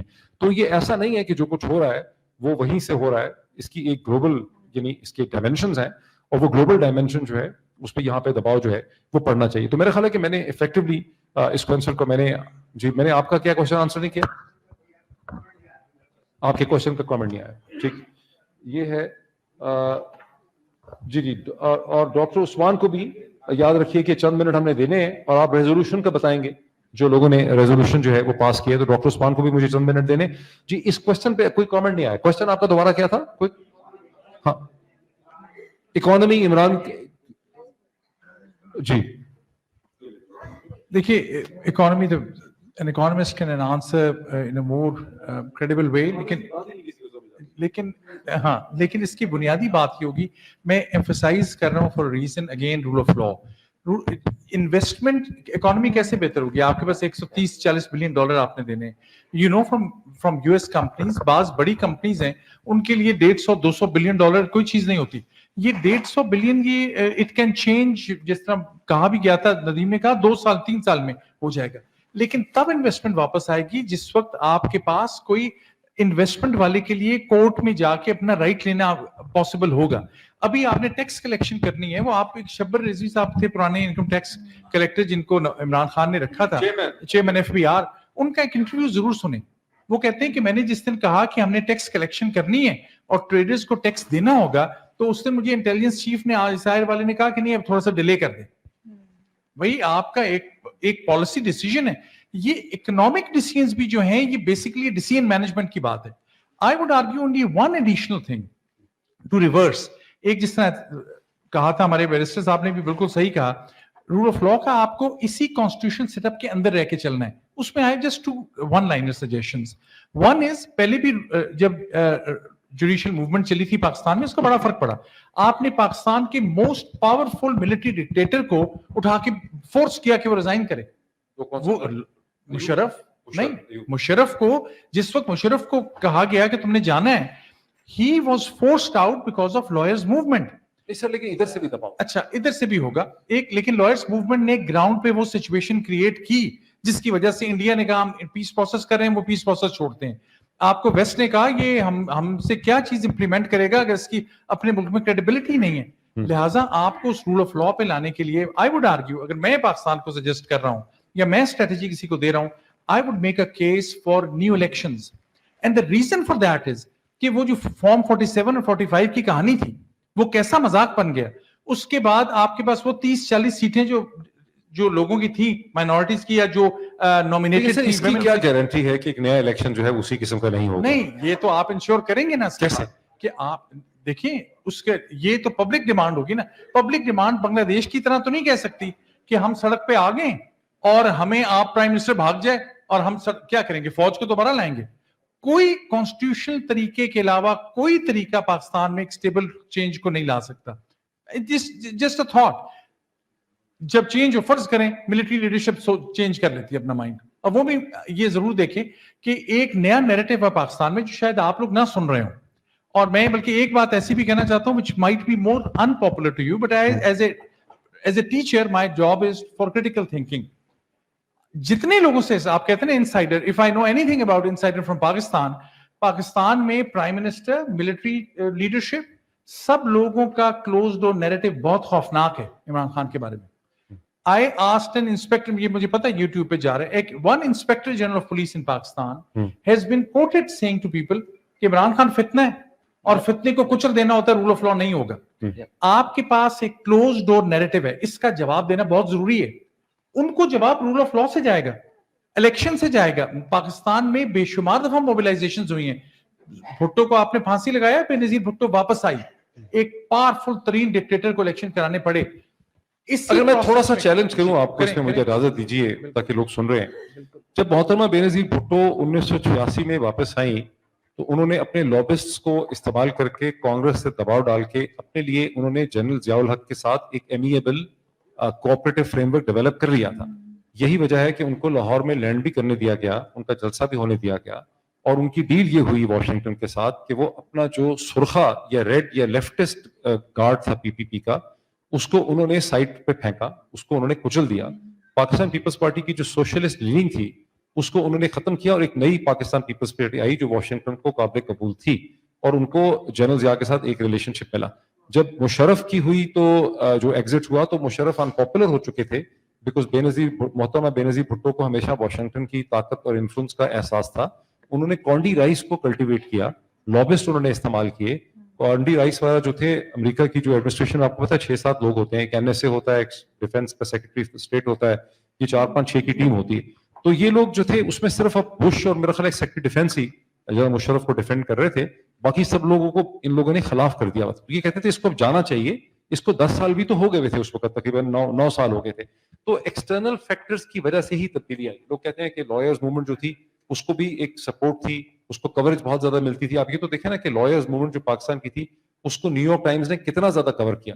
लॉयर्स मूवमेंट की ग्राउंड पे तो कोई इतनी बड़ी हकीकत ही नहीं थी, उसके मुकाबले में जो रेजिस्टेंस पीटीआई ने पाकिस्तान में ऑफर की है उसका और लॉयर्स मूवमेंट में तो जमीन आसमान का यानी फर्क है ना. हजारों लोग गिरफ्तार हो गए, जो कुछ हुआ, लेकिन उसको न्यूयॉर्क टाइम्स ने, वॉशिंगटन पोस्ट ने, जो बेल्ट पे पॉलिटिक्स का माइंड बनाती है पब्लिकेशन, कवर नहीं किया. So there is a huge problem here as well. I agree, it's a very valid point, और ये डिस्कशन का पर्पस यही है कि हम दोनों साइड ऑफ द आर्गुमेंट देखें. My counter argument just a thought will be, lawyers movement मेरे ख्याल में मुईद बहुत स्ट्रांग थी, मैं ये कहूंगा. हाँ, जो कंसिस्टेंट थी ना, कंसिस्टेंट थी. जो एट्रोसिटीज हुई पीटीआई बर्दाश्त कर रहे हैं और वर्कर्स पाकिस्तान के, ये पहले नहीं हुआ. This is true. I think if I have to suggest, the real power of this movement is coming from the people of Pakistan today. इतनी मारें किसी ने नहीं खाई, बाकी पार्टियों ने मारें खाई थी इतनी जितनी अब खाई गई हैं. जो विजा ने बताया कि कितने सिवियर खवातीन को किस किस तरीके से अंदर किया गया और कितनी ज्यादा खवातीन है. that is your strength. बाहर से वो पुरानी वाली सपोर्ट तब आती है जब बाहर का पाकिस्तान में कोई बहुत सिवियर और सीरियस नेशनल सिक्योरिटी इंटरेस्ट हो, डोंट टेक मी रॉन्ग, इस वक्त पाकिस्तान की नेशनल सिक्योरिटी वैल्यू कम हो गई है पहले के मुकाबले में। अफगानिस्तान आप पे कोई ट्रस्ट करने को तैयार नहीं है। अफगानिस्तान तालिबान के लिए आपने पैसे लिए, तालिबान वापस आ गए। चाइना की तरफ आपकी लीनिंग हो रही है, चाइना से तो पीछे हटाना चाहते हैं, हटाना चाहते हैं, लेकिन इट्स नॉट, वो पाकिस्तान में ट्रस्ट नहीं करते। ये पता नहीं है चाइना को क्या कह रहे हैं, हमें क्या कह रहे हैं। My argument is this has to go hand in hand. आपके ये मैं नहीं कह रहा आप लोगों की कोई इन्फ्लुएंस कम है, कंट्रीब्यूशन कम है, आप लोगों की सिग्निफिकेंट है। I am not taking that away, जो नदीम कह रहे थे, I fully endorse that. My argument is इस वक्त जो असल स्ट्रेंथ है आपके लोगों की, वो रूल ऑफ लॉ की बैटल होगी। कोर्ट में केसेस, इमरान खान के केस, सारे केस हो गए ना खत्म, सिवाय एक दो के। अब तो पता है ना फौज रोके रखी है, लेकिन आपने लीगल बैटल के थ्रू इमरान को क्लियर आउट किया। कितने मेजर केसेस, लेकिन अब वो अदालतों को खत्म कर देना चाहते हैं। नहीं, अब ये बैटल चलेगी ना, ये बैटल किसी एक दिन खत्म नहीं होगी। माय आर्गुमेंट इज कि उस लीगल कॉन्स्टिट्यूशनल डेमोक्रेटिक बैटल को ना छोड़ें। और उसमें ये अनपॉपुलर बात थी जो मैं कहना चाहता था, आप सिंगल हैंडेडली बीट नहीं कर सकते। आपको बाकी डेमोक्रेटिक पार्टी नहीं, नवाज शरीफ नहीं पसंद, जरदारी नहीं पसंद, कोई बात नहीं, उनकी पार्टियों में कोई लोग नहीं है जो डेमोक्रेटिक है। उन्हीं के पार्टी के लोग आपने चोरी में पहले लिए थे ना फौज के कहने पे। देखिए इमरान खान ने की पार्टी एस्टेब्लिशमेंट दे के आई थी। ठीक, आपके पास इस वक्त पाकिस्तान में डेमोक्रेटिक फोर्सेस है, बलूचिस्तान में, माइनॉरिटीज में, उनको साथ मिलाएं। उनको साथ मिला के आपको डेमोक्रेटिक पावर पाकिस्तान के अंदर लानी होगी, बाहर से सपोर्ट होगी। This is my 2 cents. ठीक है, अब आप में से कोई कमेंट करना चाहता है या हम कोई क्वेश्चंस एक दो ले लें? जी, किसके हाथ में माइक है? माइक वाले साहब कौन है? जी जी जो वो ये दे नहीं देना आपको माइक। अभी आ रहा हूँ प्लीज।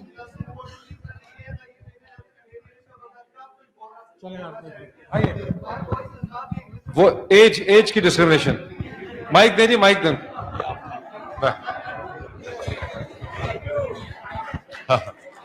सर मैं बड़ी देर का खड़ा हूं इधर, मैं आप देख सकते हैं, you can not ignore this. This is America, I will talk how I want. You can't silence me here, okay? So stop doing that shit. It's not good. If you're you're asking questions to the same demographic over and over again. You need to ask questions to variety of people to have a good moderation of an event, okay? That's just like normal. नहीं आप बताएं please. That's just a normal thing. जी जी. और आप अगर okay, let me just calm down for a second because you really pissed me off, man. You have the same problem that we have here. जी जी जी. अब यहाँ से पूछते हैं एक दो क्वेश्चन। जी. Okay, relax. जी जी प्लीज। सर मेरा क्वेश्चन बैरिस्टर गोहर से सिंपल एक ये है कि आप गोहर नहीं, barrister Ehtesham. Okay, very nice. Thank you so much for the clarification. No, it's okay. I'm just a normal person talking about normal issues. I have no title. I don't even know why. अच्छा question तो पूछें। Sir आप पूछने दें 2 minute. हाँ। मेरा question से ये है, when the IMF is giving Pakistan the 23rd bailout for the 23rd time, and giving it under such circumstances where the election is not really of people's mandate and does not allow us to like really, the government that's present is not a representative of what we voted for. So why do we have to pay the $8 billion that the current government has taken from the IMF? And why has the IMF given them $8 billion when they have not produced 23 times? Why would they give them another bailout? That's actually a problem to our country. Thank you. आपका नाम क्या है? हाँ? हुसैन जी। इसको कौन जवाब देना चाहेगा कि IMF जो पैसे देती जा रही है नॉन रिप्रेजेंटेटिव गवर्नमेंट्स को, लीगली इसकी क्या पोजीशन है? लीगल पोजीशन क्या बनती है? ये एक इंटरेस्टिंग क्वेश्चन है कि लीगल क्या पोजीशन है, और उससे भी ज्यादा इंटरेस्टिंग तरीके से पूछा गया।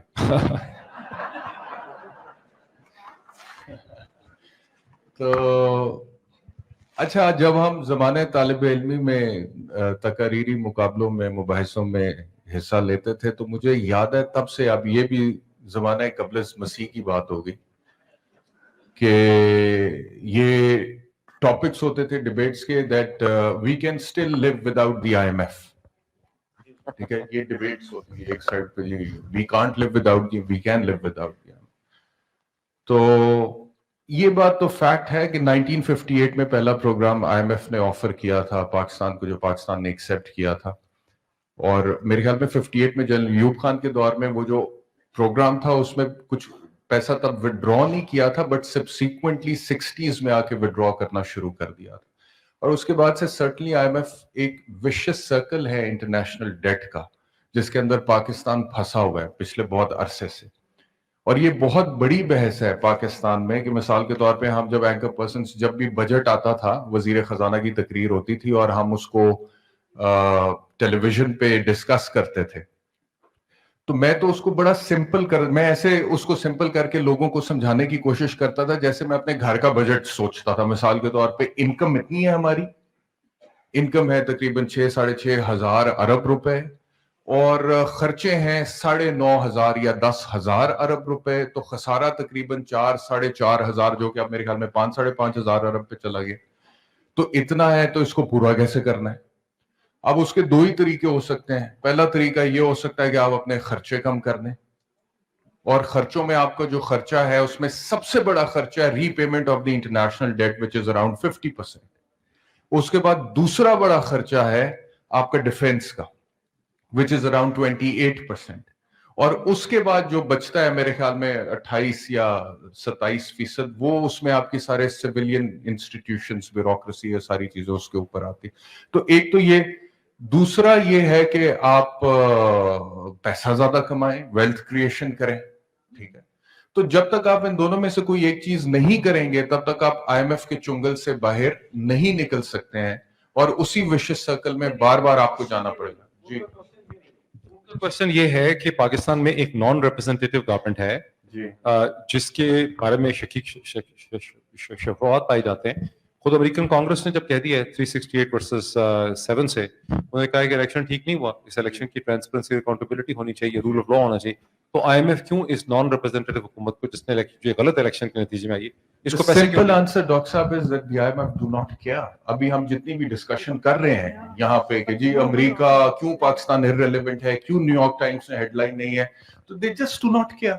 अभी वहां पे जो लोग पावर में है वो इनका इंटरेस्ट सर्व कर रहे हैं, तो डू नॉट केयर। अब IMF जो है, देखें कानून में जो टर्म इस्तेमाल होती है वो दो, हम कहते हैं जो एक लेजिटिमेट गवर्नमेंट है उसको कहते हैं डी जोरे, और जो डी फैक्टो है वो भी आप समझते हैं। तो वो कहते हैं कि चलो डी जोरे नहीं है, डी फैक्टो है, और जो वहां पे बैठे हुए अपने आपको वैसे डी जोरे कहते हैं, तो वो मामला तो अपने उस तरह से। तो IMF कभी भी इस वजह से, क्योंकि पाकिस्तान के लोग मौजूदा हुकूमत को दिलो दिमाग से तस्लीम नहीं कर रहे हैं, मेरा ख्याल है कि अपने ताल्लुकात मौत। ठीक है, जितने गुस्से में हुसैन थे वहां पे, उतने गुस्से में कोई और है सवाल? जी जी, जल्दी से पूछें। आप अभी जरा एक सेकंड के लिए खड़े हो, मैं मजीद हुसैन साहब के क्वेश्चन की थोड़ी सी मजीद एक्सप्लेनेशन देता हूं कि प्रॉब्लम इसमें है क्या। देखिए, निकोलस मदोरो का जो इलेक्शन है वेनेजुएला का, उसके बारे में ये कह के IMF ने उसको पैसे नहीं दिए, हालांकि वेनेजुएला का ज्यादा बड़ा क्रेडिट एग्जिस्ट करता था, उनकी इकोनॉमी की सिचुएशन ज्यादा बेहतर थी, उनका एक क्रेडिट बैलेंस एग्जिस्ट करता था IMF के पास। लेकिन ये कह के उनको पैसे नहीं दिए सारी वेस्टर्न गवर्नमेंट्स ने कि इलेक्शन ठीक नहीं हुआ, उसमें सबने पोजीशन ले ली और उन्होंने बहुत शोर मचाया कि हमें मिलने चाहिए। उन्होंने कहा जी नहीं, आपका इलेक्शन जो है उसके बारे में US गवर्नमेंट ने आपके इलेक्शन को सर्टिफाई नहीं किया, वो कहते हैं ठीक नहीं। ठीक, तो पाकिस्तान को पैसे देने का मतलब है कि नॉट कनेक्टिंग इसकी थोड़ी सी करें, 2+2 करें। इसका क्या मतलब है? इसका मतलब है कि इलीगल हुकूमत को, ठीक है कांग्रेस ने कह दिया इलीगल हुकूमत है, लेकिन बाइडेन एडमिनिस्ट्रेशन उस हुकूमत को सपोर्ट कर रही है, इसीलिए वो उनको IMF के पैसे मिल रहे हैं। जी प्लीज।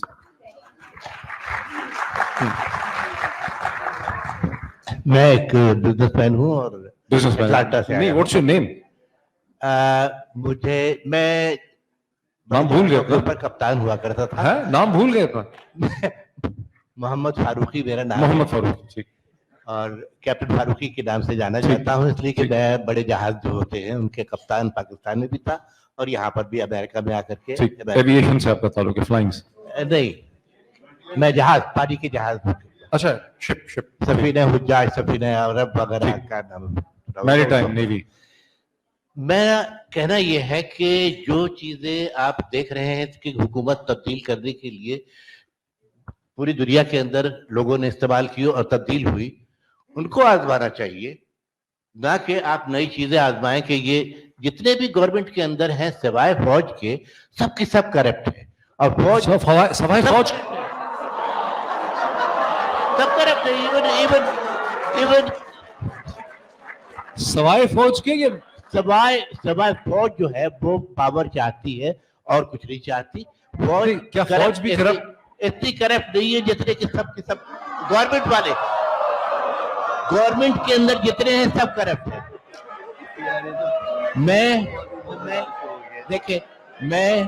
मैं कराची पोर्ट ट्रस्ट के अंदर हाईएस्ट पेड एम्प्लॉय था, छोड़ करके चला गया। लेकिन लोगों को आपकी बात पसंद नहीं है, सब करप्ट थे। अच्छा क्वेश्चन कंप्लीट करें। जो दुनिया में हो रहा है, दुनिया में जिस तरह से हुकूमतें तब्दील हो रही है, वही तरीके आप भी आजमाए भाई, नए तरीके क्यों आजमा रहे हैं? कौन सा है, कोई एग्जांपल दें? अयूब खान को कैसे हटाया, भुट्टो को कैसे हटाया, मूवमेंट चलाएं। बिल्कुल ठीक ठीक ठीक ठीक ठीक, जी जी जी please.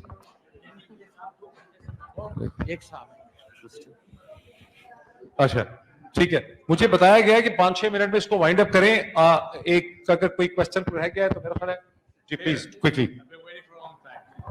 Okay, my name is Mohammed Shakil, and I'm from Sanford, Florida. And I'm a businessman. I export chemicals to Egypt and Saudi Arabia. Okay, my question, as a matter of fact, you have partially answered my question, where the brother over here, the engineer brother, who said the Pakistani people has to rise and put the pressure on to get their own freedom and get what they want.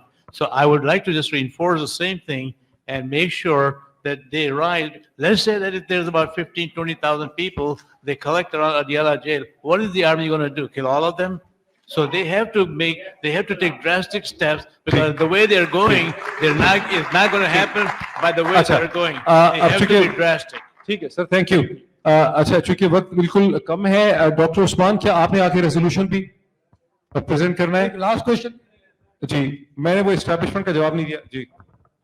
अस्सलाम वालेकुम doctor Abrar Salim. I think ये जो हुसैन साहब ने और barrister Ehtesham ने second option बताया, इन्होंने जो कहा bottom line everything is the same. देखें, आई वुड जस्ट से जिसमें ना हो इनकलाब, मौत है वो जिंदगी, रूह उमम की हयात, कश्मकश इनकलाब। एंड सेकंड थिंग इज कि प्यूरो मुर्शद, देखें founding fathers Allama Iqbal and Mohammad Ali Jinnah, second thing उन्होंने कहा कि असा ना हो तो है क्या कलीमी कारे बेबुनियाद। तो I think bottom line is this कि the public has to rise and change their condition, otherwise this thing will continue 77 years and next 77 years. Thank you. अच्छा, एक तो बहुत से ऐसे इश्यूज उठे जिनके ऊपर मैं अपने कमेंट अपने वीलॉग में करूंगा, क्योंकि इधर अब जाहिर इतना वक्त उसका नहीं है। आप में से किसी ने कोई कमेंट करना है क्विकली, ताकि मैं वाइंड अप करूं उसको? ठीक है, तो आप लोगों का बहुत शुक्रिया इंडिविजुअली, मैंने पहले भी आपका जिक्र किया था। आप करना चाहते हैं कोई कमेंट? ठीक है, मैं एस्टैब्लिशमेंट जी जी जी सर, मैं एक सेकंड वो एस्टैब्लिशमेंट वाला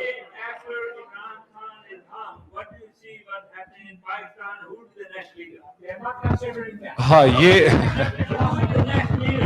एक बहुत बड़ा क्राइसिस है कि इमरान खान की ऑलरेडी उम्र जो है वो 72 बरस हो जाएगी 5 अक्टूबर को, और ये जो सिंगल माइंडेड लोगों के जहन में फोकस है कि भी इमरान खान ही निजात हिंदा है, तो जाहिर है कि इंसान फानी होता है और उसका कोई सोल्यूशन होना चाहिए। सर मैं एक क्वेश्चन का जवाब देना चाहता हूँ, अदरवाइज वो समझेंगे कि शायद मुझे कुछ छुपाने की बात है और मेरा कोई एस्टैब्लिशमेंट के साथ बड़ा ईविल किस्म का रिलेशनशिप है। प्रोफेसर साहब, आपकी और 99% लोगों की जो डेफिनेशन है एस्टैब्लिशमेंट की, वो दर हकीकत एक फ्लॉड अंडरस्टैंडिंग है लफ्ज एस्टैब्लिशमेंट की। ठीक, एस्टैब्लिशमेंट का मतलब है कलेक्शन ऑफ इंस्टीट्यूशंस। दुनिया के हर ताकतवर और महज़ब माशरे में, जैसे यूनाइटेड स्टेट्स है, यूनाइटेड स्टेट्स में एक बहुत पावरफुल एस्टैब्लिशमेंट और एस्टैब्लिशमेंट्स एग्जिस्ट करती हैं। फॉर इंस्टेंस, डेमोक्रेटिक पार्टी के अंदर अपनी एक एस्टैब्लिशमेंट है, रिपब्लिकन पार्टी में अपनी एस्टैब्लिशमेंट है, इसी तरह वॉशिंगटन में एक इंटेलिजेंस कम्युनिटी की एस्टैब्लिशमेंट है, एक नेशनल सिक्योरिटी एजेंसी की एस्टैब्लिशमेंट है, इसी तरह से यहाँ पर एक बड़ी पावरफुल मीडिया एस्टैब्लिशमेंट एग्जिस्ट करती है। मीडिया एस्टैब्लिशमेंट के अंदर एक लिबरल मीडिया एस्टैब्लिशमेंट है, एक उसकी रिपब्लिकन या कंजर्वेटिव अल्ट्रा कंजर्वेटिव एस्टैब्लिशमेंट है। एक यूनाइटेड स्टेट्स में जो बाइबल बेल्ट है उसके अंदर एक बड़ी स्ट्रॉन्ग चर्च की एस्टैब्लिशमेंट है, जिसकी वजह से डोनाल्ड ट्रंप ने वो पोजीशन जो है वो इख्तियार की हुई है। ठीक है, एक व्हाइट सुप्रीमिस्ट जो है उनकी और एनआरए वालों की अपनी एस्टैब्लिशमेंट एग्जिस्ट करती है। बरतानिया के अंदर एक बड़ी ही स्ट्रॉन्ग स्टेबल एस्टैब्लिशमेंट एग्जिस्ट करती है, फ्रांस में करती है। पाकिस्तान में कोई एस्टैब्लिशमेंट एग्जिस्ट नहीं करती। ये एक फिक्शनल वर्ल्ड है जिसे पाकिस्तान के ज़राए इब्लाग और मीडिया बार बार इस्तेमाल करते हैं। अगर मैं किसी को समझा सकूं, मैंने अपने कई व्लॉग्स में इसको एक्सप्लेन करने की कोशिश की है, पाकिस्तान में एस्टैब्लिशमेंट नाम की कोई चीज एग्जिस्ट नहीं करती। अगर पाकिस्तान में एस्टैब्लिशमेंट होती तो हम आज ये डिबेट ना कर रहे होते, पाकिस्तान में हालात ना होते, क्योंकि एस्टैब्लिशमेंट का मतलब ये है کہ کوئی ایک شخص جو ہے وہ فیصلہ نہیں کر سکتا. جب ایک آرمی چیف جو ہے وہ بادشاہ بن کے بیٹھ جائے اور وہ تمام لوگوں کو ہانکے اور سارے اس کے کور کمانڈر ایسے تصویر ان کی ایشو کر دیتے ہیں, وہ جو کور کمانڈر کی میٹنگ ہوتی ہے ان میں سے کس کی ہمت ہے کہ اس کی ول کو ڈیفائی کر سکے؟ ان کی کوئی اوپینین نہیں ہے, ان کا کوئی انالیسس نہیں ہے. جو 2-4 ان کو کور کمانڈرز پہ شک تھا, May 9 انہوں نے اس لیے کیا ناٹک رچایا کہ فوج کے اندر سے مسلسل ان کو OTS کے تھے, وہ PMA کے نہیں تھے, کمزور تھے, ان کو ہمت نہیں ہو رہی تھی, فوج میں خود ہو رہی تھی کہ ہمیں چیزوں کو ٹھیک کرنا چاہیے. جو ویٹرنز تھے وہ بہت زیادہ اسٹیٹمنٹس ان کے بارے میں دیتے تھے. انہوں نے 9 مئی کا ناٹک رچا کے فوج کو ڈرایا, PTI کو کرمنلائز کر دیا, ڈسکریڈٹ کیا باقی سب چیزوں کو. اسٹیبلشمنٹ کا مطلب یہ ہے کہ آپ کا ایک وائڈر اسٹیک ہولڈ ان پٹ ہوگا. اگر اسٹیبلشمنٹ کی ڈیفینیشن ہے, ابھی آپ نے دیکھا کہ ڈیموکریٹک پارٹی کی ایگزامپل آپ سب کی, چونکہ آپ سب یونائٹڈ اسٹیٹس میں ہیں, look at the brilliant example کہ جون کے آخری ہفتے میں ڈیبیٹ ہوتی ہے ڈونلڈ ٹرمپ اور اس کے درمیان میں بائیڈن کے درمیان میں. بائیڈن اس میں اسٹمبل کر جاتے ہیں, پریزنس آف مائنڈ نہیں ہے, لوگوں کو لگتا ہے کوآرڈینیٹڈ نہیں ہے. ڈیموکریٹک لوگوں کو محسوس لگتا ہے کہ پریزیڈنسی تو ہم ہاریں گے ہی وائٹ ہاؤس کو, ہمیں کانگریس میں بھی اور سینٹ کے اندر بھی نقصان ہو جائے گا اگر بائیڈن کو ہم نے نہ ہٹائے. وہ پریشر جنریٹ کرتے ہیں. بائیڈن کی فیملی بھی سٹوری سے پاتی ہے, بائیڈن ریفیوز کر دیتے ہیں, بائیڈن کے سپورٹرز بھی کہتے ہیں کہ نہیں بائیڈن نہیں جائے گا, ایک یہ تو جی ون آف ہو گیا. لیکن آپ دیکھیے پریشر کیسے بلڈ اپ ہوتا ہے. پریشر بلڈ اپ ہوتا ہے, تھامس فریڈمن آرٹیکل لکھتا ہے. تھامس فریڈمن جو ہے, جو ٹام فریڈمن ہے, وہ ڈیموکریٹک اسٹیبلشمنٹ کا ایک انٹیگرل پارٹ ہے. اکانومسٹ جو پبلیکیشن ہے لندن کی, وہ ڈیموکریٹک اسٹیبلشمنٹ کراس اٹلانٹک کا انٹیگرل پارٹ ہے. New York Times democratic establishment کا انٹیگرل پارٹ ہے. واشنگٹن پوسٹ اس کا انٹیگرل پارٹ ہے. ہم کہاں سے اسٹیبلشمنٹ کا پارٹ ہو گئے؟ آپ اسٹیبلشمنٹ کیا اٹھا, کسی کی ہمت ہے نیو یارک ٹائمز کے ایڈیٹر کو اٹھا کے اس کو رات کو اٹھا کے لے جائیں اور اس کو فون کریں کہ آ بھائی چل تجھے بلا رہے ہیں ڈی جی صاحب. رات کے ہمیں 2 بجے یہ لوگ فون کرتے, رات کے 2 بجے کہتے ہیں کہ بلائیں جی آپ کو, اسے کہتے ہیں ڈی جی صاحب آپ سے ملنا چاہتے ہیں رات کے 2 بجے. اور ہمارا جواب ہمیشہ یہ ہوتا تھا کہ سر بستر لے کے آئیں, دس از وقت کم کہ میں اپنا کپڑے بھی لے آؤں ساتھ, کسے کہتے ہیں اپنے شیونگ کا سامان بھی ساتھ لے آؤں, اپنی دوائیاں بھی ساتھ لے آؤں. تو پاکستان میں کوئی اسٹیبلشمنٹ نہیں ہے, سنگل ہینڈڈلی بدماشی ہے.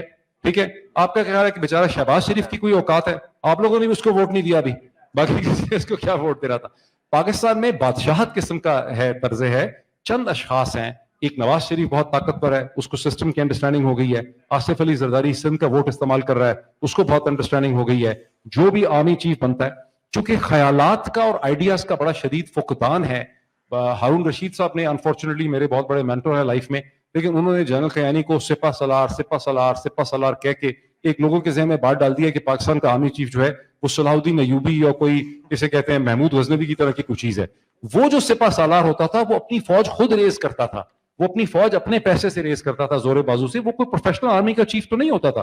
پروفیشنل آرمی کا چیف تو ایک پروفیشنل افسر ہے جو 2-2.5 برس کے لیے آتا ہے, جیسے ہندوستان میں آتا ہے یا امریکہ میں آتا ہے. آپ میں سے کتنے لوگوں کو پتا ہے کہ امریکہ کا کون ہے آرمی چیف؟ بتائیں ذرا, ہاتھ کھڑا کریں, کسی کو یاد ہے تو بتا دیں. کسی کو پتا ہے کون ہے؟ آپ بتائیں طارق صاحب, پتا کون ہے چیف آرمی کا؟ کسی کو نہیں پتا. میں ہر دفعہ گوگل سے چیک کرتا ہوں کہ بھول جاتا ہے اس کے بعد نام, کسی کو بھی نہیں. وہ دیکھیں نیشنل ڈیفنس یونیورسٹی کے پروفیسر بیٹھے ہوئے ہیں, پتا نہیں ہے ان کو. یہ دیکھیں جارج واشنگٹن, پتا ہے جی آپ کو کون ہے چیف؟ آپ پڑھا رہی ہیں NYU میں, کسی کو پتا ہے چیف کون ہے؟ ہاں جی جی. دیکھیں بیسکلی چونکہ انسٹیٹیوشنز نہیں ہیں, اگر انسٹیٹیوشن ہوتے تو یہ بدماشی غنڈہ گردی جو ہو رہی ہے یہ ہو نہ سکتی. اگر فوج ایک ادارہ ہوتا تو فوج کا وائڈر انپٹ ہوتا. وہ کیا کو خوش ہیں؟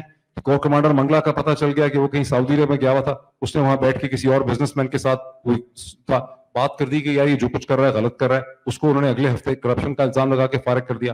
لاہور کا کور کمانڈر مسلسل پت کر رہا تھا, اس کو دیکھیں کیا ڈرامہ انہوں نے اس کے ساتھ رچایا, الٹا اس کے اوپر ڈال کے اس کو ہٹا دیا. 100 کے قریب افسروں کو 9 مئی کے بعد یہ کہہ کے کہ یہ PTI سے سمپیتھیٹک ہیں, انہوں نے ہٹا دیا. ٹھیک ہے, تو کوئی نہ فوج اس طرح کا ادارہ ہے جس طرح سے لفظ انسٹیٹیوشن کنوے کرتا ہے, نہ پاکستان میں اس طرح کی کوئی اسٹیبلشمنٹ ایگزسٹ کرتی ہے جیسی یونائٹڈ اسٹیٹس کے اندر کرتی ہے. اس ملک کا اللہ کا شکر ادا کرے کہ آپ اس ملک میں آ گئے. میں کہتا ہوں 10, 15, 20 سال پہلے میں آیا ہوتا تو میں کانگریس کا الیکشن لڑتا. شاندار ملک ہے, اس کو اپریشیٹ دس بیوٹیفل کنٹری ان وچ وی ایگزسٹ. سو وہ کہاں وہاں کوئی institution. I think I have answered your question. ٹھیک, تو thank you so much doctor. Thank you so much. بڑی زبردست ڈسکشن ہوئی پینل نے.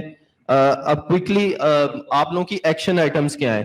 جو فلوریڈا کی کمیونٹی ہے یہ آپ کی سب سے اسٹرانگسٹ کمیونٹی ہے جو کہ امپیکٹ کریٹ کرتی ہے الیکشنز میں. تو آپ کی 28 سیٹس ہیں ان ڈسٹرکٹ سی, تو آپ لوگوں نے ان ساری سیٹس کو کور کرنا ہے. جتنے آپ کے یہاں پہ کانگریشنل لیڈرز ہیں, آپ نے اپنی اپنی کانسٹیچوئنسی میں, اور جو آپ کے فرینڈز ہیں ان کو ریچ آؤٹ کریں. ابھی ہم نے ایک لیٹر جو انٹروڈیوس کیا ہے کانگریس میں, جس کو کہ ریپرزینٹیٹیو سمر لی, اس کے ساتھ گریگ کسار اور میسیچوسٹس سے جیمز میکگورڈن جو ہے وہ اس کو لیڈ کر رہے ہیں. تو آپ لوگوں نے ہمیں 28 سگنیچرز اس پہ لے کے دینے ہیں. باتیں ہم جتنی مرضی کرتے جائیں, دس از دا ٹائم ہے کہ آپ نے ان واک کو جو ہے وہ جو ٹاک ہے اس کو واک کروانی ہے.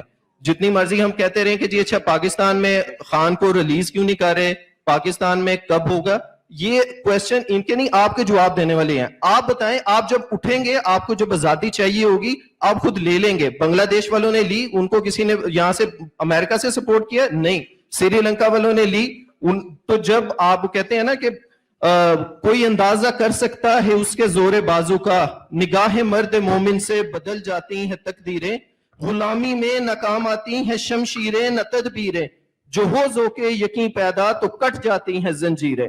تو آپ جو ہے یہ یقین پیدا کریں کہ چینج آپ نے لے کے آنی ہے. آپ دوسروں کی طرف دیکھ رہے ہیں, فرشتے جو ہیں وہ نہیں اتریں گے آپ کو آزادی لے کے دینے کے لیے. آپ کو خود نکلنا پڑے گا سڑکوں کے اوپر. آپ بیٹھے ہوئے ہیں پاکستان میں, دعا کرتے ہیں کہ اللہ تعالیٰ اوپر سے فرشتے اتارے اور وہ حقیقی آزادی آپ کو پلیٹ میں رکھ کے دے دیں. نہیں, آپ کو باہر نکلنا پڑے گا. آپ یہ بتائیں کہ اگر آپ میں سے کسی کا فیملی ممبر, کسی کا باپ, بھائی, بیٹا, بیٹی اگر وہ جیل میں ہو, تو آپ ان سے پوچھیں گے پینلسٹ سے کہ مجھے کیا کرنا ہے, خان کیسے باہر نکلے گا؟ نہیں, آپ وہ جو ایفرٹ کریں گے اس کی اگر 10% بھی کر لیں تو پاکستان آزاد ہو جائے گا.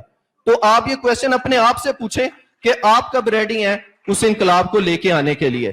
اقبال نے جس کے لیے کہا تھا کہ افراد کے ہاتھوں میں ہے اقوام کی تقدیر, ہر فرد ہے ملت کے مقدر کا ستارہ. تو آئندہ کے بعد سے آپ نے اپنی طرف دیکھنا ہے کہ آپ کیا چینج لے کے آ سکتے ہیں. پاکستان میں تو لوگ سلیوز ہیں جو ان کو بولنے کا حق نہیں ہے. آپ کو یہاں پر اللہ تعالیٰ نے بھیجا ہے تو آپ شکر ادا کیا کریں کہ آپ ان کے بہاف پہ بول سکتے ہیں. آپ 250 ملین لوگوں کے ترجمان ہیں یہاں پر, تو آپ اس رسپانسبلٹی کو پورا کریں. 901 ریزولوشن میں ہم نے first Pakistan global, Pak PAC, community alliance for peace and justice اور جو democracy and human rights alliance ہے, ان سب نے کام کیا ہے. تو اب آپ لوگوں کی ذمہ داری ہے, کانگریس آپ کے ساتھ کھڑی ہے, آپ نے اپنا میسج صرف اب ایگزیکٹو برانچ کو دینا ہے جس میں اسٹیٹ ڈپارٹمنٹ ہے, باقی جو ڈیفنس کے ڈی او ڈی کا ہے. تو آپ لوگ پلیز ان کو ریچ آؤٹ کریں اور be a leader, be a hero by yourself. آپ خود بنے, جو آپ بھی اشرف المخلوقات ہیں, اللہ تعالیٰ نے آپ کو بنایا ہے ایز اے سپیریئر کریچر. آپ اقبال کیوں نہیں ہو سکتے, آپ قائد اعظم کیوں نہیں ہو سکتے, آپ عمران خان کیوں نہیں ہو سکتے, آپ دوسروں کی طرف کیوں دیکھ رہے ہیں؟ آپ خود کھڑے ہوں, آپ خود کھڑے ہوں, آپ دیکھیں گے کہ آپ اگلے 1 مہینے میں چینج کر سکتے ہیں ہر چیز پاکستان کی. So be a hero and stand up for the rights of the people. اور دوسری چیز جو ہے وہ کوئکلی جو ہم نے ابھی ریزولوشن اڈاپٹ کرنی تھی, آپ سب کو اس کو ڈسٹریبیوٹ بھی کیا تھا. میرے پاس ٹائم نہیں ہے اتنا کہ میں اس کو پوری طرح سے پڑھوں, تو اس کے صرف میں جو ہیڈ لائنز ہے وہ پڑھ رہا ہوں کہ جس میں جو مین ہے کہ restoration of civilian supremacy, independence of judiciary and media, immediate resignation of the unconstitutional power holders. I think this is the most important کہ جس نے unconstitutionally جن جرنلز نے قبضہ کیا ہوا ہے ان کو ریزائن دینا چاہیے. اور آپ لوگ بھی جب انہیں اسٹیبلشمنٹ کہتے ہیں, کوئی ان کو کہتا ہے جنگل کا بادشاہ, کوئی کہتا ہے کچھ, کوئی, تو آپ لوگ نام لے کے بلانے کہ یہ جرنلز نے یہ سارا کام خراب کیا ہوا ہے. جب ان کا نام لیں گے تو پریشر آئے گا اور چینج وہیں سے آئے گی. اور وہ ان کو یہ سمجھنا چاہیے کہ یہ آپ سب لوگوں نے 70 سال انہیں انکنڈیشنل رومانس جو ہے وہ کیا ہے.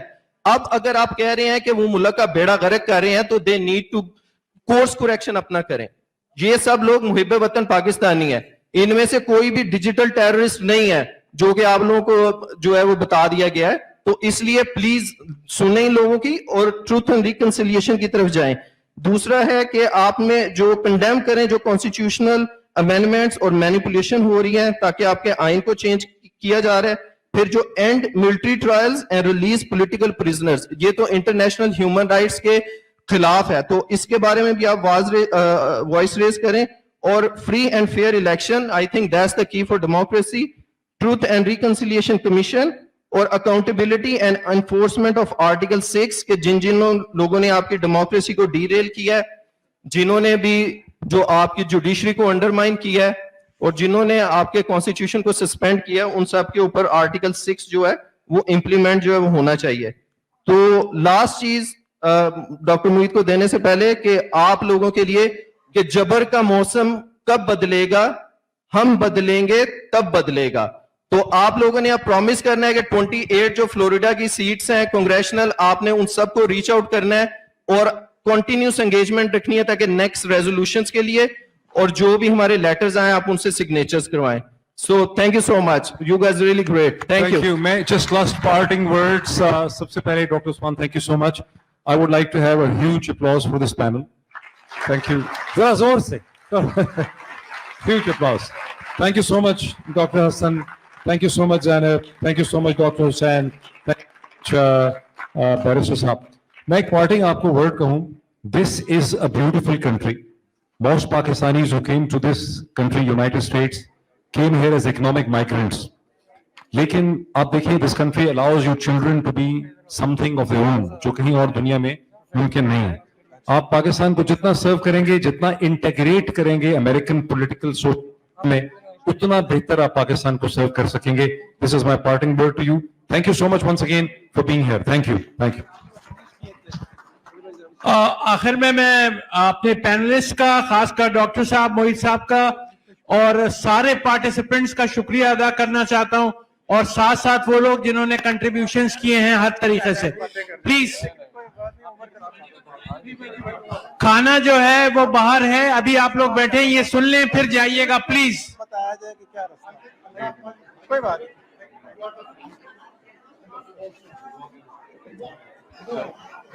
جی ہاں, باہر اسنیک باکس موجود ہے, لگائیں جناب, وہ لگائیں اس کو.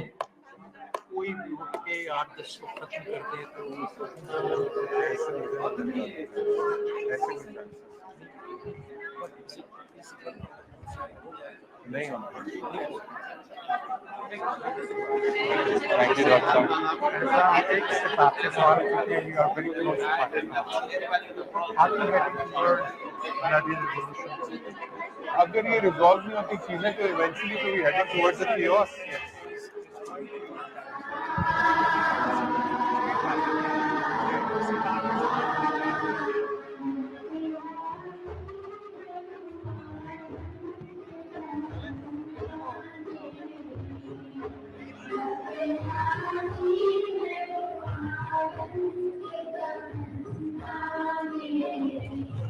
Ladies and gentlemen, can we please all take a seat?